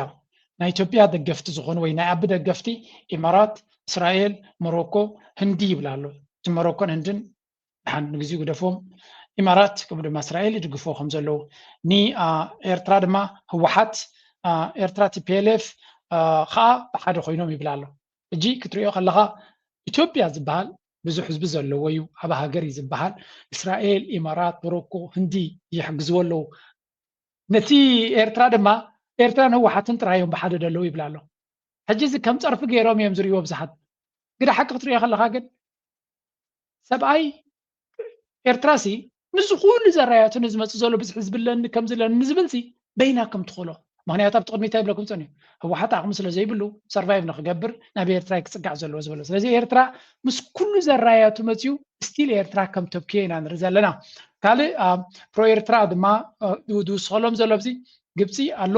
ከምኡ ድማ ሳውዲ አረቢያ ተርኪያን ቀጠር ይብሉ ኣለዉ I don't think እዚኦም ንኤርትራ ንውግእ ዝሕግዝዋ ብሓፈሻ so views Eritrea and TPLF as a proxy to pressure Ethiopia Egypt እንታይ ይብሉ ኣለዉ ረዩ ንኤርትራን TPLFን as a proxies ني إرترا هوحات زي كم زي تلاقتنا تاجيرا أب قدينا أيام إثيوبيا بابتنا جاردنا حركة كمالهم بولشيت نا إثيوبيا أنا محقوس كبر سلوي جبتنا إرترا لك كم حنت الأولوية حجر يا تدليا إرترا بزدينا يعني جبت حجز دليل تاخد جبر تدخل حجر مخانا لما يفلت يوم جبسي وهنياتو كسب لو متصنعنا جبت حق زنا يكون بنت أروح كمان أنت أرنا يخيني يريا بزعو جزي كم دما جن توم بعد تركي قطر دبلوهم سلوم سير تراون الله إن تكونوا زغلية مسجزية جن نجزية تكجد في زغلي تركيز reportedly blame both sides زونه التزوبا نكبيت شجري خيط كم زلوا يزنقر كابو كتيلو لأن كان حدا ليك نا إثيوبيا تبهيلو زلوا مروخ تمليس له ይህን ካልን ነገር አምባሳደር በተለይ ከ1960ዎቹ አስተሳሰብ ያልወጣው ይኸው ቡድን የፍርዖን ቀንበር ተሸካሚነቱን በግላጭ ያሳየበት ተራማጅ ጦርነትና እልቂት እንጂ ተራማጅ ሐሳብ የሌላቸው በጽናትና በለውጥ ያለችን ሀገር በለውጥ እናሸንፋለን ይሉ ዜሮ ድምር ስብስብ ፖለቲከኞች ጽምዶ ፈጥረናል እያሉ የመጡበት ሁኔታዎች ነው ያሉት። ክቡር ጄኔራል እንደው ጽምዶ ምንድን ነው? ለምንና መቼ ነው እየሆነ ያለው የጽምዶ የሚባለው ነገር የሚለው ነገር ሲናሳ اوكي تري ودا لهم نالوات حديثكم كيكون باجا جنرال باجا دبلي زبحال اي قدمنا يزوا غنبار مروخ قبل ناسينا سبس قبرنا يو حدا بسع سعيد ما سلطينا نيتيوبياويان كيتسقفوا كمارخو خمز لهم نكمهر قدميت امتيوم زبا غنبار زتقملو زنبريو قتيلو دما اب مسز با غنبار قطيمو بهيوتو سلترفه جنرال معارك تقبلوا إلناكم كوينا جنرال مخان مالت أبزناي بلتقلنا الزبن وكاف شعبية تعريف كان تقين كبهيوت كاوي هادين كادي قاوي تماريخ كانت تدحين كا زل عليه وتدرى معارك زل لك كم تفيلد مارشال مالتي فاجع دبلي كالي تزفلت الله دما فج أفنيلو بحسب ذكا لنا فتينا كم حسن قسيمنايا وردة تفعات حزناينا وزينا يلوز مسكر الله ونقاط عملو سلازي اجي تماريسو مصحف صحيفية بزا حلفة نبيرترا تماريخش تعرضت كل فليت ايه ساسي ازوص اخو سلازغونكو كم هر خلي مصحف صحيف نير جير ما تماريسهم سكب زعبا صمدو نيرترا تفلطوم سخاي خانزيوم ناي سمين حزبسي صمدن تايو يلم يحطولو بسي سمعوا واسكن تايك بلوميو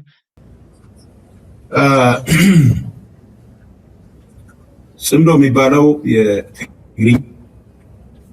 በአማርኛው ቃንጃ ነው እና ጽምዶ የሚባለው ሊትራሊ ምን ማለት ነው የሚለውን ነገር የቋንቋችንን ትርጉም ለመስጠት ጽምዶ ሁለት ሰዎች ለብቻቸው ማድረግ የማይችሉትን ነገር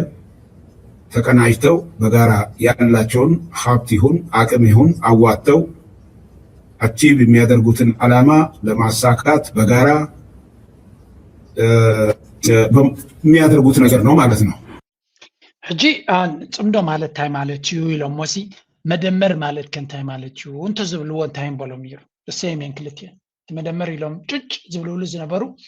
እችም በመደመር 4 መጽሐፍ ዲገለ በጽሕሎ ክሳብ ሕጂ ዝኾነ መጽሐፍ ኣይንበብኩና ወላና ተሳመረው ናይ ራኹን ኣለኹ ግን ትርጉም ዘሎ መጽሐፍ ከም ዘይኮነ ኣብቲ ኣካይዳ ናይ ኣብይ ኣሕመድ ንሪኦ ስለ ዘለና እዩ ጽምዶ እንታይ ማለት እዩ ንዝብልዎ ጽምዶ ትርጉም ናቱ ክነግረካ ሓደ ኣካል በይኑ ክገብሮ ንዘይክእል ምስ ካላዩ ኮይኑ ተፃሚዱ ክገብሮ ዝኽእል ነገር ማለት እዩ ይብል ዘሎ ሓደ ብዕራይ በይኑ ክሓርስ ስለ ዘይክእል ካልኣይ ብዕራይ ወሲዱ እዩ ዝሓርስ ስለዚ ክልቲኦም ፀሚዶም ሓደ ዕላማ ይሃርሙ እዩ ዝብል ዘሎ ኢዝ ኖት ሮንግ ግን እቲ ጽምዶ ማለት ድማ ብእንግሊሽ ክትርጉም ካብ ኣምሓርኛ ናብ ገለን ካብ ትኸይድ ጽምዶ ማለት ኢንጌጅመንት ማለት እዩ ኢንጌጅ ማለት ድማ ምስ ዝኾነ ይኹን ሓይሊ ምስራሕ ማለት እዩ ኤርትራ ምስ ኣሜሪካ ኢንጌጅ ትገብር ኣላ ኤርትራ ምስ ህወሓት ኢንጌጅ ይገብር ኣሎ እዩ ካልኣይ ድማ ምስ ኤርትራ ትክፀምዱ ከለኹም ንስኻትኩም ንኤርትራ ክትልምኑ ከለኹም ኤርትራ እንተዘይትነብር ነይራ ኦ ማይ ጋድ ክሓስቦ ናይ ክልነ ኢሉ እዩ ኣብይ ኣሕመድ ወላዚ እውን ህዝቢ ኤርትራ ዝገበረልና ኢሎም ዘመጉሱ ዝነበሩ ሎሚ ስልብጥ ግልብጥ ያታ ኩነታት ስለዚ ኤክስፐርቲዝ ናቶም ክገልፀሎም ይደልሎ ጽምዶ ዝበሃል ዳርጋ ዝዓበየ ፀላኢ ወይ እውን ዝዓበየ ሓደጋ ኮይኑ ዝስምዖም ዘሎ እዩ እዚ ድማ ኩሉ ፖለቲከኛ ልክዕ ከምቲ ቅድሚ ዓመት ኣብ ኢትዮጵያ ፋሽን እንታይ ነይሩ ነፍሲ ወከፍ በዓል ስልጣን ኣብ ኢትዮጵያ ዘሎ ብዛዕባ ቀይ ባህር ክዛረብ ኣሎ ብዛዕባ ናፅነት ናይ ኤርትራ ልውላውነት ናይ ኤርትራ ኣሽካዕላል ክዛረብ ኣሎ እዚያ መይታ ጉዳይ መይታ እዚያ ተጠንቀቁ ኣፍካሓስ ናብ ኤርትራ ገጽካ ትብሎ ዘለካ ግረፈ ኢሎም እዮም እጅና ምንታይ ተቀይራ ናብ ጽምዶ ተቀይራ ኣላ ነዛ ነገር እዚያ ክመልሰኩም እየ ቅድሚዩ እዞም ሰባት እዚኣቶም እንታይ ዘግርዖም ዘሎ ኩሉ ዝደልይዎ ዘለውካ ስለምንታይ ዘይሰልጦም ዘሎ ንዝብል ናብ ጅቡቲ ክምለስ ኢና this is what's happening ለንቀነ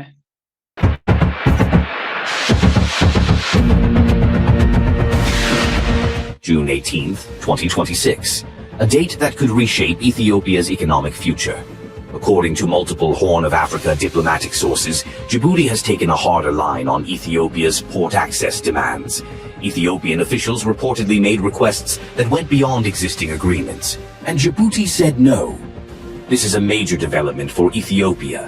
Ethiopia is Africa's second most populous country, with more than 120 million people. كم تريوا زلهم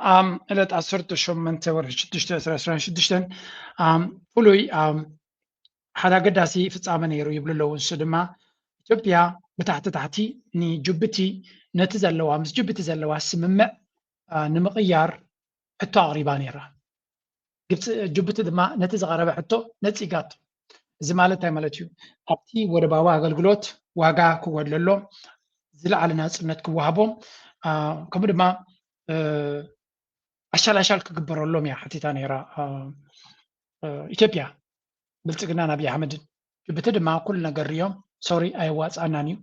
بتزلق ما تقصلكم سبوت ده اللغة سوري أي نجبرنا بمبال نتي جملو زمالتها مالتي أبي أحمد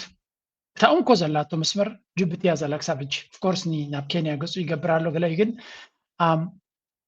there are these wishes تمنيتات جبرال لوجن أبايت هذا ما كسر حلقة ياخذ ذيك لني جبتي نيجيبيا ببزح من قد حزات طلع حدا تي ولا بواقل قلوت ناتهم ادفانس ديو معبول نجاريو قربتها اللو قال هيدا با إثيوبيا أبي أحمد عندار سلزخون نمبر بس جبتي كاب جبتن اللي على تقربه نجاري لا إثيوبيا سكاب جبتن اللي على تقربه ميلا مغنياتو تي مرحناتهم عمر قاله هوتيل دي هوتيلاتن قالنا له أبي إثيوبيا يزبال دارقا أوارح يا أبي إثيوبيا زغمت كاب جبت متي أبي إثيوبيا زغمت تحر interdependent تزبيو دارقا مبزحتو تجذب زرقبون أبي إثيوبيا مايوم كاب إثيوبيا يو شات كاب إثيوبيا زاتهم مدبك كاب إثيوبيا يمزجزو زبز حنا جراتهم كاب إثيوبيا يمزجزو سازي نجبتنا إثيوبيا موهاد أزيو معناته جبتي زحراس مريت يبلومن جبتي بزحنا جرات يبلومن تروي مايون يبلومن إيرتران إثيوبيان جبتني إثيوبيان حدا يكونن إيرترا بزوج سكتات يدلنا عب مريت يزلنا زحراس مريت لنا نفسنا كل خلينا بحر لنا كل نجارات لنا جبتنا زين يشتيو ولا باقل قلوت يبون نتجنزب كاب إثيوبيا بزحنا جري يزجز سلازني إثيوبيان سي إتمر إحنا إثيوبيا رؤوس تعين تزخون جبت سبوق يرم حسني سلدي كله هاي قبر له جبتي للعاقمة ديماند شغل ولا جبت دما تكون تاتريوم سوري زياون أين قبرنا يلومم يزبال زلوا صوتي كنا تامن قلتيهم زلوا يغطس لالو جبي عندما كابو كتير من أبيهم خدوا زغلوا ناب بربرا خيدي دلكم زلوا يزنقر ناب بربرا خيدو خيوات أوديو كابو خنتاي كركب يخل نسوماليا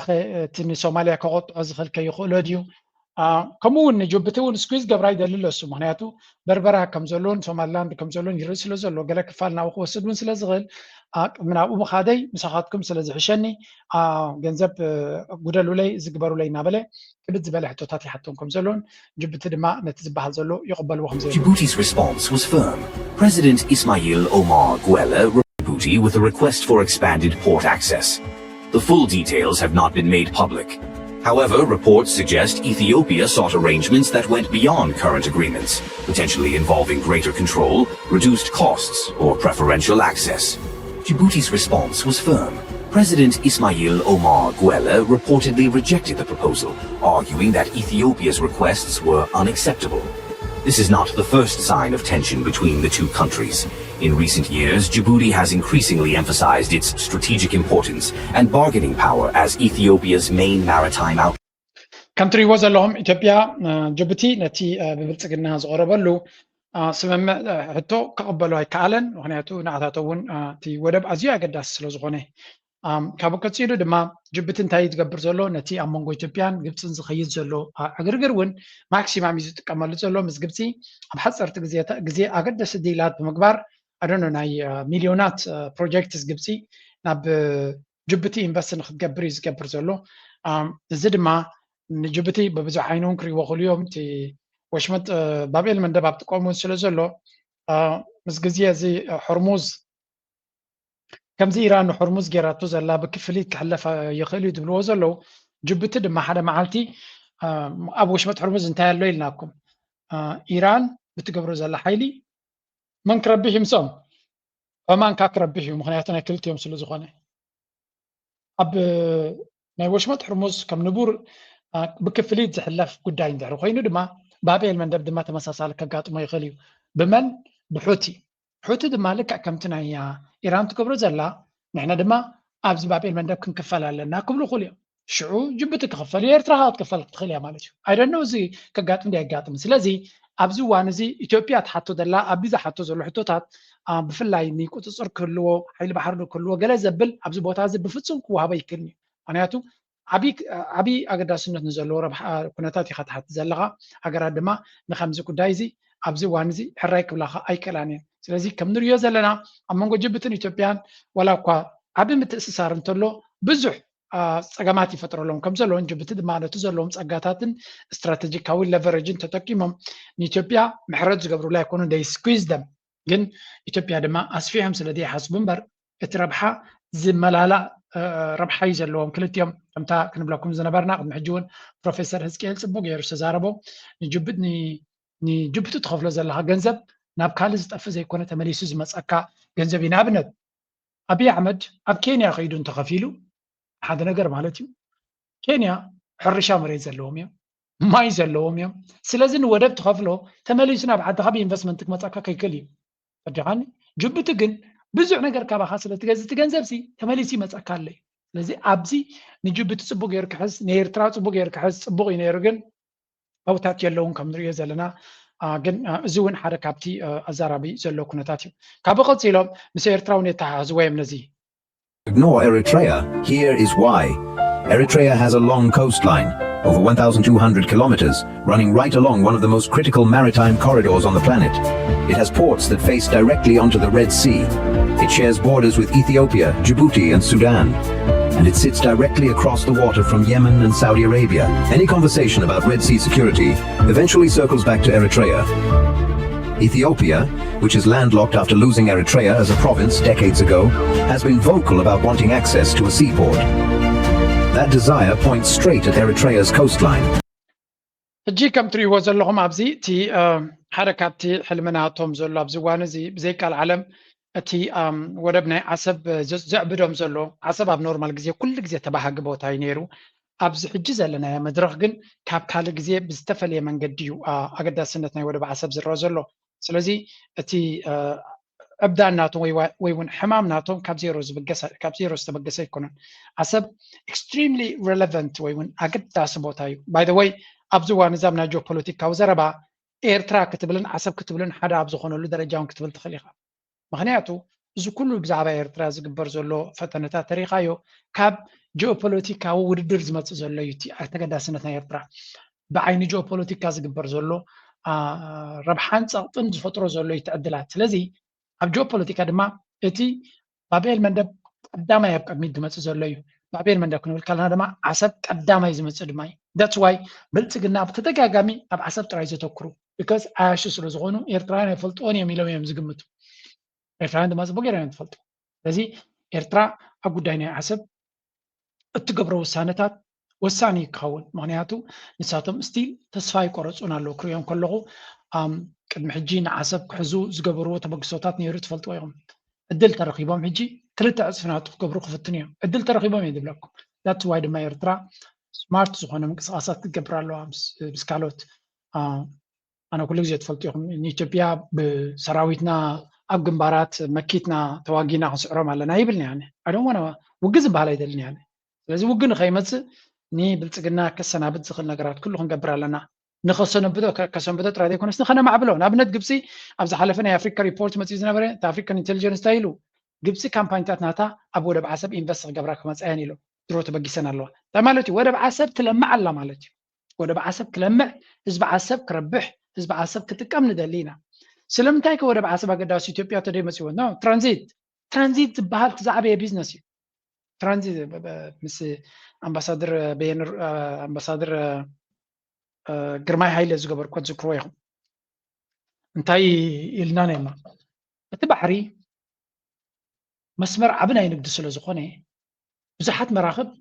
ትራንዚት ክገብራ ይኽእላ ትራንዚት ማለት እዩ ሓንቲ ካብ ቻይና ዝመፀት ንብረታ ኣብዚ ውሪዳ ካልእ ካብ ኤውሮጳ ዝመፀት ንብረታ ካብ ውፅኢና ትኸደሉ እዩ ስለምንታይ ክመርፁ ይኽእሉ ሕሱር ዝኾነ ዋጋ ክትብ ትኽኢልካ ስሉጥ ዝኾነ ኣገልግሎት ክትብ ትኽኢልካ ነገራት ኣብኡ ክቀያየሩ ይኽእሉ እዮም ቨሪ ሉክሬቲቭ ብዙሕ መክሰብ ዘለዎ ቢዝነስ እዩ ስለዚ ቀዳማይ ገማግም ባሕርናትና ትሪእዎ ኣለኹም ኣዝዩ ዓብዪ እዩ ስለዚ ዝጭቃጭቕ ቦታ የብልካን ጅቡቲ ኩሉ ነገር ክገብርዎ ይክእሉ እዮም ምክንያቱ መሬቶም ንእሽተ እዩ you cannot use ኩሉ ንወደብ ጥራይ ክትጥቀመሉ ትኽእል ኢኻ ኤርትራ ግን ሰፊሕ ዝኾነ ገማግም ስለ ዘለዋ ዓብዪ ወደባት ጌራ ንትራንዚት ክትሰርሕ ትኽእል እያ እዚ ድማ ሓደ ካብቲ ልዑል ኣገዳስነት ክህልዎ ዝኽእል ነገር እዩ እዚ ብኩሉ መንገዲ ክትሪኦ ከለኻ ብዙሕ ረብሓ ክህልዎ ዝኽእል እዩ ካልአይቲ ሓደ ቅዱስ ኤርትራዊ ዝበላ ምዝያ ንሕና እውን ከም ኤርትራውያን ዝያዳ ክንደፍአላ ዘለና ኮይና ትስምዓኒ እዚኣ ስምዕዋ እቲ መንግስቲ ኤርትራ ፅቡቅ ዝኾነ ፕላናት ኣለዎ ግን ኣይሆፕ ሓደ መዓልቲ ክትግበር ምክንያቱ ፕላንሲ ምስ ተፈፀመ ጥራይ ረብሓ ከምፃልካ ዝኽእል and support for the Massawa-Tessini Road and Coastal Infrastructure Development Project, one of Eritrea's most strategically significant infrastructure initiatives in recent years. Now, it's important to understand exactly where the project stands. Construction has not begun. The project is currently in a project preparation phase. That means updated feasibility studies, environmental assessments, engineering reviews, infrastructure world. This is a እንታይ እዩ ዝብል ኣብዚኣ መሲልኩም ሓንቲ ፅቡቅ ዝኾነ ስነ መጎት እዩ ዝጥቀም ኤርትራ ሃገርና ትፈልጥዋ ኢኹም ሓደ ፕሮጀክት ምስ ባንኪ ልምዓት ኣፍሪቃ ኮይኖም ክገብርዋ ዝደልዩ ዘለዉ ሓሳብ ኣላቶም ሳ ድማ ካብ ከተማ ምፅዋዕ ናብ ከተማ ተሰነይ ዝኸይድ ኤክስፕረስ ዓብ ፅርግያ መስመር ክገብሩ እዚ ድማ ንምንታይ ይጠቕመካ ሓደ እቲ ምዕራብ ትግራይ ዝብልዎ ወይ እውን እዚ በዓል እንታይ ካ ትብሎ እዚ ዝሕረስ መሬታዊ ዘሎ ሕመራ ብዙሕ ናይ ሕርሻ ቦታታት እዩ ብወገን ኢትዮጵያ በሎ ብውን ትመረጥ መሬት ኣምሓራ ብኡ ቀፂልካ እቲ ሕመራ ብምሉእ ወላ እውን እቲ መሬት ሱዳን ኣብኡ ዘሎ ብኡ ኣዝዩ ስቡሕ መሬት እዩ እዚ መሬት እዚ ኣብኡ ዝፈሪ ነገራት ንደገ ክኸይቱ ኮይኖም መብዛሕትኦም ርሑቕ መንገዲ እዮም ዝኸዱ ስለዚ ኤርትራ ወደብ ካብ ባፅዕ ተበጊሱ ናብ ተሰነይ ዝኸይድ መንገዲ እንድሕር ጌራ ኤርትራ ነቲ ዕዳጋታት ኣብ ኮንትሮል ምግባር ዓብዪ ተራ ክትፃወት ትኽእል እያ ንተሰነይ ዝኸይድ ፅርግያ ንብሎ ዘለና ሲ ብዙሕ ኣበርክቶ ክህልዎ ይኽእል እዩ ኣናላይዝ ዝገብር እዚ ማለት ማለት እዩ ሕመራ ኣብ ዘሎ ንተሰነይ መንገዲ እንድሕር ጌራ ኤርትራ ነቲ ከባቢ ሕመራ ዘሎ ፀጋታት ናይ ኢትዮጵያ በሎ ከምኡውን ምክንያቱ ኣብ ሕመራ ዝፈሪ ንብረት ብጅቡቲ ዝወፅእ ንደገ ዝኸይሰደድ ማለት እዩ ኣዝዩ ርሑቕ መንገዲ እዩ ስለዚ እቲ ሕመራ ዝበሃል ከምኡ ድማ ስቡሕ መሬት ናይ ኣምሓራ ከምኡውን እቲ መሬት ናይ ሱዳን ወለ እንተኾነ ናብ ፖርት ሱዳን ኣዝዩ ርሑቕ እዩ ስለዚ ኤርትራ ስሉጥ ዝኾነ ኣገልግሎት ክትህብ እንተኽኢላ ኣብዚ መንገዲ እዚ ንኤርትራ ስትራቴጂካዊ ሊንኬጅ ምስ ወደብ ንካልኦት ሃገራት ንካልኦት ክልላት ናይቲ ሃገር እውን ዓብዪ ተራ ክፃወት ዝኽእል እዩ ስለዚ this was also another very important እቲ መንግስቲ ኤርትራ ፕላን ገይሩ ክሰርሓሉ ዝፍትን ዘሎ እዩ ቀሊል ኣይኮነን እቲ መንገዲ ቀሊል ኣይኮነን እቲ ጉዕዞ ግን ብዓይኒ ሎጂስቲክስ ክትሪኦ ከለካ ሎጂስቲክስ እዩ ቢዝነስ ዝሰርሕ ኤርትራ ድማ ነዚ ነገራት እዚ ኣብ ኤክዚኪዩት ክትገብሮምን ክትፍፅሞምን ድሕሪ ኺኢላ ብዙሕ ለውጢ ከምፃልና ዝኽእል እዩ እናበለ እዩ ዝገልፅ ሆፕ እዚታት ኩሉ ዘለና ፀጋታት ናብ ረብሓ ክቕየር ክርዮ እዩ ዝደሊ ህዝቢ ኤርትራ እዚኣ ጥራይ እታ ኣነ ኩሉ ግዜ ክዛረበላ ዝደሊ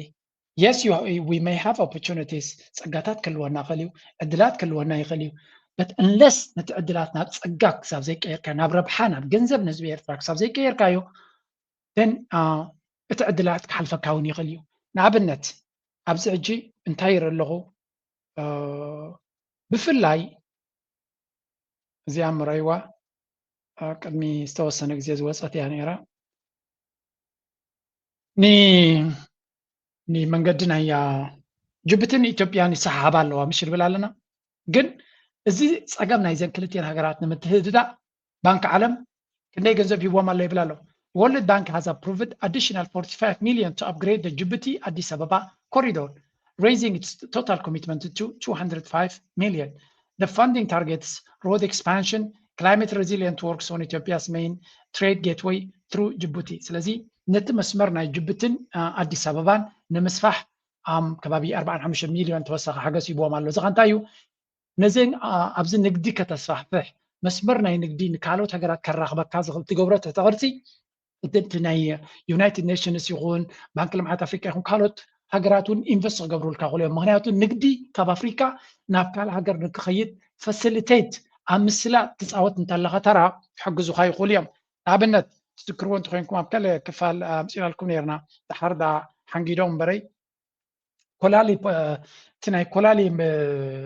ማዕድን ዝወፀሉ ቦታ ካብኡ ኣብቲ ናይ ኮላሊ ፖታሽ ናይ ኤርትራ ዘለዎ ቦታ ኢትዮጵያ ድማ ዓብ ናይቲ ፖታሽ ሪዘርቭ ኣለዋ ኣብቲ ናታዶ ማለት እዩ እቲ ናይ ኢትዮጵያ ናይ ኤርትራን ተሰማሚዐን ክልትየን ብኤርትራዊ መንገዲ ክወፅእ እንተዝበሃል ነይሩ ናይ ዓለም ፋንድ ብቀልጢፍ ክርከብ ተኻእለ እንታይ ክብለኩም ኢለ እቲ ብልፅግና ተንኮል ኣብ ልዕሊ ኤርትራ ዝገብሮ ዘሎ ገዲፉ ምስ ኤርትራ ተረዳድዩ ብዓሰብ ንኽጥቀም ከምኡ ድማ ነቲ ናይ ፖታሽ ዘለዎ ፀጋታት ብመንገዲ ኤርትራ ከውፅእ እንድሕር ኢሉ ኢንቨስተርስና ጎይ ይመፅዎም ነይሮም ንክልትዮም ስለምንታይ ማዕድናት ክህልወካ ሓደ እዩ እቲ ማዕድናትካ ሎጂስቲክሊ ኣብ ዕዳጋ ንኽተብፅሖ ብቁዕ መንገዲ ኣሎ ዶ ብዙሕ ሪስክታት ዘይብሉ መንገዲ ኣለካ ድዩ እዩ ዝብለካ እንተዘይብሉ ኮይኑ እቲ ማዕድን ኩዒትካ ውፅኢኻ ብዝተፈላለየ መንገዲ ከይድካ ሪስክታት ተብፅሕቲ ኮይንካ መብዛሕትኦም ኢንቨስተርስ ኣይድግፎን እዮም ስለዚ ኤርትራን ኢትዮጵያን ተድረዳድኡ ነይሮም ብፍላይ እቲ ብልፅግና ኪኖቲ ንኤርትራ ወሪርካ ባሕሪ ንምሓዝ ዶ ገለድ መሓዝ ወፅዩ ብፅቡቅ ዝኾነ ተሓሳስባ ምስ ኤርትራ ክሰርሕ እንተዝኽእል ብዙሕ ረብሓታት ይክረክብ ምኻለ እዚ ፖታሽ ዝበሃል ተደላይ ነገር እዩ ተደላዩ ማዕድን እዩ ነዚ ኣብ ድቑዒ ኣገዳስ ተራ ዝፃወት እዩ ስለዚ ካብ ናይ ኤርትራ ዝበዝሕ ድማ ኣለዎም ሳቶም በቲ መስመር ናይ ኤርትራ እንተዝወፅእ ነይሩ ብዙሓት ኢንቨስተርስ ምረኸቡ ነይሮም ንኤርትራ ይኹን ኢትዮጵያ ንክልትዮም እቲ ባንኪ ልምዓት ኣፍሪካ ድዩ ወላ ካልኦት ኢንስቲትዩሽንስ ወርልድ ባንክ ድዩ ወላ ኣብ ኤርትራ እኳ ክንደናይ ከይገብሩ ግን ነቲ ፕሮጀክት እቲ ናብ ዕዳጋ ንክበፅሕ መሓገዝዎ ነይሮም ግን ኩሉ ግዜ ናብ ኤርትራ ረብሓ ክመፅእ ኣይደልዩን እዮም ንምንታይ እቲ ንሳቶም ዝረብሖ ረብሓ ዘይኮነስ እቲ ኤርትራ ክትረብሖ ትኽእል ረብሓ ስለ ዝረኣዮም ናብኡ ክኸዱ ይደልዩን እዮም very sick and very sad ብሓፈሻ I hope ኤርትራ ድማ ነቲ ዘለና ፀጋታት ለይትን መዓልትን ከም ዝደኽምዎ ዘለዉ ናብ ለውጢ ብፍላይ ኣብ ኤርትራ ዝግበር ዘሎ ጉዕዞ ናይ ምዕባለ ክሪኦ ከለኹ ናይ ብሓቂ ከቢድ ዋጋ እዩ ዝኽፈል ዘሎ ዲጋ ንክሰርሑ ዝገብርዎ ኣሚን ኩሎም እቶም ኢንጂነራት ናይ ኤርትራ ረይዎም ሓደ ኢንጂነር ክንዲ ናይ ጋሕቴላይ ዲጋ ዝሰርሕ ኢንጂነር ሲ he should have a very good life ተዲኹም ንለዎም ፅቡቕ ሂወት ክህልዎም ምተገበአ ነይሩ እቲ ቁጠባናትና ፅቡቕ እንተዝኸውን ነይሩ ዘይተዓደነ ተኣምር ዝኾነ ስራሕ እናሰርሑ ከለዉ እቲ መነባብሮ ግን ዕድል ኣይፈጠረሎምን ኣሎ that's why ድማ ከምዚኦም ዓይነት በላሕቲ ካብቲ ሃገር ንኸይሃድሙኻ እውን ትፈርህ ምክንያቱ ዋላ ነቶም ሃገር ዝፈትዋ ነኺሶም ይፀንሑልካ እዮም 5 ዓመት 10 ዓመት 15 ዓመት ግን next 5 years ተስፋ እንተዘይርዮም ዝመፅእ ዘሎ ስድሮም የገድድዎም እዮም ንገሊኦም ኣብ ገሊኦም ክዛረብ ከለኹ ብሰንኪ ደቆም ዝግደዱ ኣለዉ ደቆምሲ ከምዚ ኣነ ዝኾኑ ዘለኹ ድዮም ደቀይ ክኾኑ ኢሎም ንሃገሮም ናፈተው ወላ ከይፈተው ንደቆም ተስድዱ ሰባት ከም ዘለውን ሰሚዐ ማለት ናይ ደሬካዚ we must create this hope ማለት ትምህርቲ ክንሃንፅ ኢና ጥዕና ክንሃንፅ ኢና ኣብኡ ኢንቨስት ክንገብር ኢና እናበልና ከለና ነቲ መንእሰይ ግን መፃወቲ ባይታ ክትፈጥረሉ እውን ክትክእል ኣለካ ምክንያቱ እቲ ዘገልግለካ ዘሎ ኣቦ እቲ ኣብ ግንባራት ዘሎ ኣቦ ወዱ እውን ኣብቲ ግንባራት ክኸውን ሳይደልን እዩ ስለዚ that's why ኤርትራ ማዕረትን ነዊሕ ትጥምቶ ዘላ ኣብ ሓፂር ግዜ ድማ ነዞም መንእሰያት ብፍላይ ነቲ ኣብ ግንባራት ዘሎ ንደቁ ተስፋ ዝህብ ነገር ምግባር እውን ኣገዳሲ እዩ እዚ ሕጂ ዘሎ መድረክ ናይ ዓለምና ድማ ንኤርትራ ብዙሕ ፅቡቅ ዕድላት የምፅኣላ ኣሎ ንብል ኣለና እገዳ ክለዓል እዩ ተላዒሉ ዝበሃል ዘረባ ኣሎ ንሱ ተጠቒምካ ምዚ ሕጂ ዘሎ ኩነታት ክሳብ ብልፅግና ናብ ነገርን ካልእን ክሳብ ዝኣቱ ከይተፀበና ንሕና ናብ ናትና ጉዕዞ ክንከይድ ትምኒት ናይ መብዛሕትኡ ኤርትራዊ እዩ ኣነ እውን ከምየ ክብል ዝደሊ ንመለስ ሕጂ ህወሓትን ብልፅግናን እንታይ እዮም ዝሓስቡ ዘለዉ መሳሪያ ጉዳይ እንጀምር ህወሓትና የፌዴራል መንግስት ወታደራዊ ፍጥጫ ውስጥ በገቡበት በዚህ ወቅት ህወሓት ተደጋጋሚ ድሮን ጥቃቶች እያስተናገደ መሆኑ እየተነገረ ነው ህወሓት ገዛ የተባለው ጸረ ድሮን የት ገባ እየተባለም ነው ለዚህ ጥያቄ መነሻ የሆነው ደግሞ የህወሓት ታጣቂዎች ተደጋጋሚ ድሮን ጥቃቶች ሰለባ ሆነዋል በሚል ነው። አንደኛው ወደ ሱዳን ጉዞ ሲያደርግ በነበረ የህወሓት ታጣቂ ላይ የደረሰ ጥቃት ሲሆን ህወሓትም አሁን ጥቃት ደርሶብኛል ሲል በመግለጫው እንደዚሁም በወታደራዊ አመራሮቹን በኩል የገለጸበት ሁኔታ ታይቷል። በዚህ በኩል እየወጡ ያሉትን የድሮን ጥቃቶች በተመለከተ እስካሁን ባለው ሁኔታ የፌዴራል መንግስት የሰጠው ማረጋገጫም ሆነ ማስተባበያ የለም። ብሓፈሻ ሓደ ዘረባ ኣሎ ብዙሕ ግዜ ንሰምዖ ዘለና እሱ ድማ ህወሓትን ብልፅግና ናብ ኩናት ክኣትዉ ከም ዝኽእሉ ዝገልፅ ሓበሬታ ሲ መወዳእታ የብሉን እቲ ሓበሬታ ከም ዝወፅእ ዘሎ I really don't want this war ምክንያቱ ኣነ እውን ክርከመና ዝኽእል እዩ እዚ ማሕበረሰብ ዓለም ድዩ ዋላ ገለ ድዩ ሓደ እቲ ብልፅግና እኳ ከይተኣለየ ሰላም ክትነብር ትኽእል ኢኻ ኢልካ ክትግምት እውን ክብድ በለ እንድዩ ምክንያቱ እንትርፎ ነገር ፅቡቕ ነገር ክሰርሕ ዝኽእል ስርዓት ንርኢ ኣለና ስለዚ እቲ ብልፅግና በዚ ሕጂ ዘለዎ ኣካይዳ ክኸይድ ብፍላይ ድማ ሕጂ ተመሪፀ ኢሉ ኣብ ዝብገሰሉ ዘሎ እውን ንፅቡቕ ነገር ይብገስ ከምዘየለ እዮም ዝነግሩ ዘለዉ ስለዚ ኣብ መንጎ ክልቲኦም ወታደራዊ ስጉምቲ እናተቀራረበ ይኸይድ ከም ዘሎ ሰራዊት ናይ ህወሓት ወይ እውን TDF ብተደጋጋሚ ናይ ድሮናት መጥቃዕቲ ይወርዱ ከም ዘሎን ሕጂ እውን እንተኾነ ንኸምኡ ኩነታት ክቃልዑ ከም ዝኽእሉ ዝገልጽ ዘሎ ስለዚ ነዚ ኩሉ ሱቕ ኢሎም ድዮም ክሪእዎ ወይስ ከምታ ጀነራል ምግበይ ዝበላ ነታ ገመድ በንጢስና ክንወፃ ኢና ዝብልዎ ዘሎ ምክንያቱ መጠን እቲ ዝገብረሎም ዘሎ ፀቕጢ መጠኑ ስጉምቲ ንክወስዱ ይደፋፎም ዘሎ ሱቕ ኢሎም ክቕፅሉ ኣማራጭ እውን ክኸውን ስለ ዘይክእል ስለዚ ናይ ኩናት ምድላዋት ከም ዘሎ ዝገልጽ ዘሎ ኢሎም ምልክታት ከም ምልክታት ዝገልጽዎ ዘለዉ ትግራይ ሃስካት ኦፍ ኢትስ ትግራይ እቲ ዳርጋ ምስ ብልፅግና ዝነበሮም ርክባት ብብዙሕ መንገዲ በቲኾሞ ከም ዘለዎ እዩ ዝነግር ዘሎ ኮምፐልሰሪ ሚሊተሪ ኮንስክሪፕሽን ግዱድ ወታደራዊ ዕስክርና ሕግታት ኣታትዮም ኣለዉ እዚ ድማ ሰራዊት ስለ ዘድልዮም ምድላዋት ስለ ዘድልዮም ዘድሊ ነገር ክገብሩ እዮም ማለት እዩ ትግራይ ቤዝድ ሚድያ ሃስ ሽፍትድ ኢትስ ቶን back to pre-Pretoria agreement rhetoric ሚድያታት ናይ ትግራይ ድማ ዳርጋ ናብ መኸተ ዘቕንዐ ድምፅታት ክገብሩ ጀሚሮም ኣለዉ እዚ ኸ ቅድሚቲ ውዕል ፕሪቶሪያ ዝነበረ ቋንቋ ናብኡ ይምለሱ ኣለዉ ይብለ ኣለዎ እዚ እውን ናይ ኩናት ኣንፈት ከም ዝኾነ ብሓፈሻ ኣነ ከንብቦ ከለኹ ግን ናይ ብልፅግና ሚድያ ይቀንደን ኮይና ትግስግስ ዘሎ ናይ ብልፅግና ሙሉ ብምሉእ ንትግራይ ነቲ ህወሓት ኤክስ እናገበረ ከምኡ የለን ፀርፊ ከምኡ የለን ዘረባ ዘለፋ ማለት እዩ ካልእ ስትራቴጂክ ኢምፓክት ድሮናት እውን ፅልዋ ኣለዎም እዩ ግን ብድሮናት ዝተወድአ ኩናት ኣይረኣናን ኣሚን ክንዲ እስራኤል ድሮን ዘለዎ የለን ንሕዝብላ ይኹን ንኻልእ ክስዕሩ ግን ኣይረኣናዮም ስለዚ he better stop this shit ኣብ ውግእ ድሮናት ኣይሕግዘካን ማለት ኣይኮነን ግን ብድሮናት ዓውደ ኩናት ይቕየር ወይ ይውዳእ ኣይረኣናን ኣለና ሓደጋ ክትፈጥር ትኽእል ኢኻ ስለዚ ኣብ ድሮናት ፍሉይ ድሮናትን ክእለትን ከም ዘለዎ ገይሩ ዝኣምኖ ዘሎ ከምኡውን ናይ ህወሓት ድሮናት ከምፁ ሓሲቦም ነይሮም ጠፊኡ ዶ ገለ ዶ ይብሉ ኣለዉ ግን ንኣብነት ሞራል ናይቲ ህዝቢ ትግራይ ንምህሳይ ዝግበር ዘሎ ኢለ ዝኣምናነ ብዝኾነ ኣብ መንጎ ትግራይን ኣምሓራን ኮኦርዲኔሽን ከድሊ እዩ ሓደ ካብቲ ዝዝረብ ዘሎ ኣብዚ እዋን እዚ እቲ ፅምዶ ካብ ምስ ኤርትራ ዘሎ ፅምዶ ዝያዳ ፅምዶ ኣብቶም ውሽጢ ኢትዮጵያ ዘለዎ ሓይልታት እዩ ክግበር ዘለዎ ኣምሓራ ትግራይ ኦላ ከምኡውን እቲ ናይ ጋምቤላ ይኹን ከምኡውን ናይቶም ዓፋር እዚኣቶም እዮም ክሓብሩ ዘለዎ ስለምንታይ ንዓታቶም ኣብ ዝቐትል ዘሎ በበይኖም ስለዚ ንሳቶም እዮም ቀንዲ ፅምዶ ገይሮም ነዚ ዝመፆም ዘሎ ሓይሊ ክምክትዎ ዘሎ ነዚ ድማ እቲ ዲቤት እቲ ዘረባ እናሓየለ እናበርትዐ እናረሰነ ይኸይድ ኣሎ ሓደ ካብኡ ድማ እዚ ከስማዓኩም እየ ሕጂ እቶም ኪላታት ዳርጋ ናብ ተመሳሳሊ ርእቶ እናወደቑ እዮም ዝመፁ ዘለዉ we really need to ሓበራዊ ግንባር ክልወና ኣለዎ ዝብል ፖለቲካዊና ወታደራዊ መሪዎች ውስጥ የፈጠረው ስጋት ቀላል አይደለም። የቀረ ዶክመንተሪ የለም። በዋልታ ቴሌቪዥን መንግስት የሚቆጣጠራቸው መገናኛ ብዙኃን ኢትዮጵያ ቴሌቪዥን ሌሎችም የ20 ደቂቃ 18 ደቂቃ ዶክመንተሪዎች የተቀናበሩ ከታሪካዊ ጠላቶች ጋር ተቀናይተው እየመጡ ነው። በአንድ በኩል አከርካሪውን ሰብረናል ይላሉ፣ በሌላ መልኩ ተበትኗል ይላሉ፣ በሌላ መልኩ ደግሞ ተደራጅተው ኢትዮጵያን ሊያፈርሱ እየጣሩ ነው የሚል እርስ በርሱ የሚጣረስ መግለጫዎች እየሰማን ነው። ነገር ግን መሬት ላይ የወረዱ ነገሮች ብዙም አይታዩም። እንደው የጸምዶ ሲባል ምናልባት የትግራይና የኤርትራ ህዝብ በጋ እቲ ፅምዶ ዝበሃል ንብልፅግና ከም ሓደ ዓብዪ መጎሳጎስነት ብኮይኑሉ ንግሆም ብሸትን ብዝተፈላለዩ ዶክመንታሪታትን ብዝተፈላለዩ ሓይልታትን ቀፃሊ ዝሰርሓሉ ዘሎ እዚ ማለት ድማ ህወሓት ይኹን ፋኖ ይኹን ካልኦት ኩላቶም ሲ ምስ ጥንታውያን ፀላእትና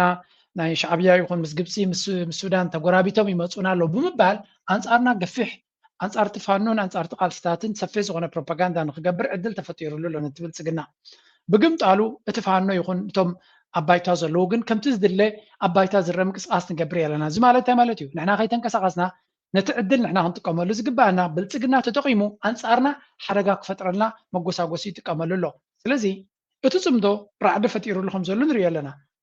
እቲ ንዑ ራዕዲ ፈጢሩ ዘሎ ንኸይንፈጥር ድማ ንሕና ድሕርሕር ንብል ኣለና እቶም ወታደራዊ መራሕቲ ድዮም እቶም ኢሊት ድዮም ንሓትሕዶም ዕግርግር ክብሉ ነዚ ወርቃዊ ዕድል ከባኽንዎ ይቀርብሎ ይሉ ይተሓተ ዘሎ ኢንጂነር ይልቃል ጽቡቅ መልስ ድማ ይቦ የሚሉ የሚስማሙ ብዙዎች ናቸው። ነገር ግን የሚቃወሙ ሰዎች በአደባባይ ወጥተው ከአንተም ጋር እንዲከራከሩ ከኛም ጋር እንዲወያዩ ፈልገን ነበረ። አንድ ሰው ሙሉዓለም ገብረመድህን ያገኘሁት እሱ ትንሽ ልቆይ ስላለ እሱን ተውኩት፣ ተነጋግረናል፣ ፈቃደኝነቱን ገልጸዋል፣ ግን ጊዜ ይሰጠኝ ብለዋል። ሌላ ሰው ስላላገኘን አንተን አቅርበናል። ምናልባት ተመልካች አድማ ወንድም አገኝ ሁለት ፍሬ ነገሮችን ልብ ብሎ ማየት ያስፈልጋል። ይህንን ነገር በእውነት ስንነጋገር ዋና መረሳት የሌለባቸውና ሁልጊዜም በአንክሮ መያዝ ያለብን ሁለት ፍሬ ነገሮች አሉ። አንደኛው ምንድን ነው? የታክቲካል አጋርነትና የስትራቴጂክ አጋርነት እንዴት ይደረጋል? በምን ሁኔታ ይደረጋል? በዓለም ውስጥ ያሉ ተሞክሮች ምንድን ናቸው? የሚሉ ነገሮችን ማየት ያስፈልጋል። ሁለተኛውና ደግሞ ምናልባትም ዋነኛው ነገር አንድ ለነፃነት የሚታገል አካል ስትራቴጂ በሚነድፍበት ጊዜ ሊከተላቸው የሚገባ ዋና ዋና መሰረታዊ እሳቤዎች ምንድን ናቸው የሚሉ ሁለት ካብ ኩሎም ፖለቲከኛታት ናይ ኣምሓራ ክሪኦም ከለኹ ፀብለልትነት ዘለዎ ናይ ተሓሳስባ ናይ ኣገላልፃ ኢንጂነር ይልቃል እዩ ክሪኦ ከለኹ ኣነ ብዙሓት ኣለዉ ኩሎም ንፋዓት እንዲኦም ግን ናቱ ብጣዕሚ ኣባይታ ክትርጎም ዝኽእል ስትራቴጂ ዝነግር ኣብዚ እጅ እንታይ ዝብል ዘሎ እቲ ጽምዶ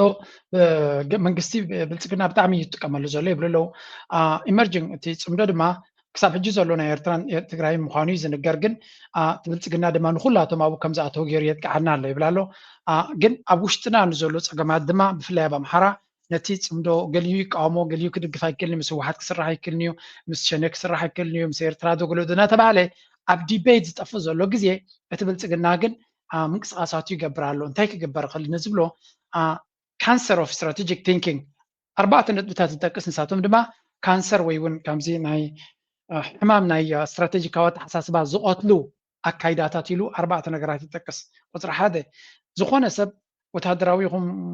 ፖለቲካዊ ሓይሊ ንቅድሚት ናጠመተ ስትራቴጂ ናይ ዓወት ከህንፅፅ ከሎ ክጥቀመሎም ዘሎ ብልሓታት እዩ ወይ እውን ነዞም ጉድለታት ተገይሩ ፅቡቅ ስትራቴጂ ክሕንፅፅ ኣይክእልኒ እዩ ዝብል ዘሎ መጀመርያ ፍርሂ ኣብ ፍርሂ ዝተመርኮሰ ስትራቴጂ ኣይዕውተካን እዩ ዝብል exaggerates threats and distorts reality ፈራህ ሰብ ስትራቴጂ ከውፅእ ከሎ ኩሉ ግዜ ነቶም ዘፍርህዎ ነገራት ኣተዓባብዩ ይዝርዮም ኢሉ ስለዚ ቁኑዕ ስነ ኣእምሮኣዊ ኣተሓሳስባ ስለዘይብሉ ትክክለኛ ክዕውቶ ዝኽእል ስትራቴጂ ክሕንፅፅ ኣይክእልኒ ኢሉ ስለዚ ስትራቴጂ ከተውፅእ ከለካ ኦብጀክቲቭ ክትከውን ኣለካ ኢሉ ነቶም ፍርህታት ከተጋኖም ይብልካን ከተናእሶም ይብልካን ነቲ ሓይልካ ከተጋኖ ይብልካን ከተናእሶ ይብልካን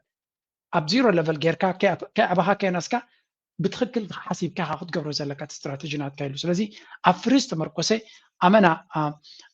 ትገብሮ ስትራቴጂ ውፅኢታዊ ክኸውን ኣይክእልኒ እዩ ዝብል ቀፂሉ ህብሪስ ብዓወታት ምስካር ማለት እዩ እዚ እንታይ እዩ የስ ኣብ ገለ ነገር ትዕወት ስለ ዘለካ ነቲ መራሕነት ናትካ ኩሉ ክገብር ዝኽእል ኮይኑ ዝንብዑ ዝኾነ ስትራቴጂ ንክገብር ድማ ይግድዶ ስለዚ ዘይከውኑ ኣብ ባይታ ክሰርሑ ዘይክእሉ ስትራቴጂታት ክህውትት ይኽእል ስለዚ የስ ኣብ ከባቢካ ትዕወት ትህሉ ትኽእል ኢኻ እቲ ዓወታት እትግል ነቲ ዝዓበየ ስእሊ ናትካ ከብፅሓልካ ይኽእል ዶ ክትበፅሖ ተኮይንካ ክንምንታይ ዋጋን ክንምንታይ ግዜ ክሓተካ ይኽእል እቲ ስኻ ትገጥሞ ዘለካ ፀላኢ ኸ እንታይ ክገብር ይኽእል ንኸይትርኢ ክኽልክለካ ይኽእል ይብል ኣሎ እዚ ሕጂ ብፍላይ ኣበይ ኣብ መን እዩ ዝረአ መሲልኩም ትሑት ዝኾነ ኣተሓሳስባ ዘለዎ ወይ ከዓ እዚኦም ለባማ ዘይኮኑ መራሕቲ ብንኣሽቱ ዓወታት ክሰኽሩ ይኽእሉ እዮም ዓለም ሙሉ ዝሓዝዋ ይመስሎም እዚ ድማ ፀገም እዩ ካልእ ኦቨር ኣፌክሽን ብላይንድ ላቭ ከምኡ ድማ ንሓደ ኣመና ስለ ትፈተኻዮ ወይ እውን ኣመና ስለ ፀላእካዮ ዝግበር እጂ ነቲ ንስኻ ትፈትዎ ከተጋኖ ክትብል ትገብሮ ስትራቴጂ ጌጋዩ ከምኡ እውን ፅልኢ ኣመና ዝዓወረ ፍቅሪ ሒዝካ ወይ እውን ኣመና ሕማቅ ፅልኢ ናይ ሓደ ሒዝካ ትገብሮ ስትራቴጂ ውፅኢት ከምፃልካ ይክእልኒ ይብሉ ዳርጋ ነቲ ኤሊት ናቶም እዩ ዝዛረቦም ዘሎ ብሓፈሻ ኣብ ኣላያንስስ ዘድልየካ እንታይ እዩ ዝብል ዘሎ ኣብ ኩሉ ግዜ ስትራቴጂ ክትሓስብ ከላ ብፍላይ ድማ ናይ ጂኦፖለቲካዊ ምንቅስቃሳት ኖ ፐርማነንት ኣላይስ ናይ ሓዋሩ ዕርክነትን ምሕዝነትን የለን ናይ ሓዋሩ ፀላኢ ዝበሃል የለን ንዓኻ ኩሉ ግዜ ንሓዋሩ ክቅፅል ዘሎ ረብሓኻ እዩ ትማሊ ፀላኢኻ ዝነበረ ሎሚ መሓዛኻ ክኸውን ይኽእል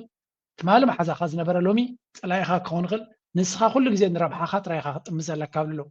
ሰሜክሰን ሻዕብያ ኣብነት ክኾኖም ይኽእል ህወሓትን ሻዕብያን ዝኣመና እዮም ፃልኡ ነይሮም ሎሚ ግን ንኽልቲኦም ሓደ ሓደጋ ስለ ዝረኣዮም ዘሎ ወይ ሓደ ችግር ክፈጥር ዝኽእል ሓይሊ ይሪእዎ ስለ ዘለዉ ክልቲኦም ሽግራቶም ፈቲሖም ኦኬ ንኽልቴና ካስ ዝኽእል ወይ ክሓርም ኢሉ ዝብገስ ሓይሊ ኣሎ ብሓደ ኮይና ክምክቶ ንኽእል ኢሎም ፅምቶ ገይሮም ሳቶም ድማ ነቲ ዕድል ተጠቒሞም ምስ መን እዮም ዝዋግኡ ዘሎ ፋኖ ምስ ህወሓት ምስ ብልፅግና እዮም ዝዋግኡ ዘሎ ስለዚ ነዚ እውን ተጠቒምካ ክትንቀሳቀስ ኣለካ ይብሉ ንቐፅል በኢትዮጵያ ላይ ብቻ አይደለም በተለይ የትረምፕ መንግስት የትረምፕ አስተዳደር በምስራቅ በአፍሪካ ቀንድ ላይ ምንም አይነት የፖለቲካ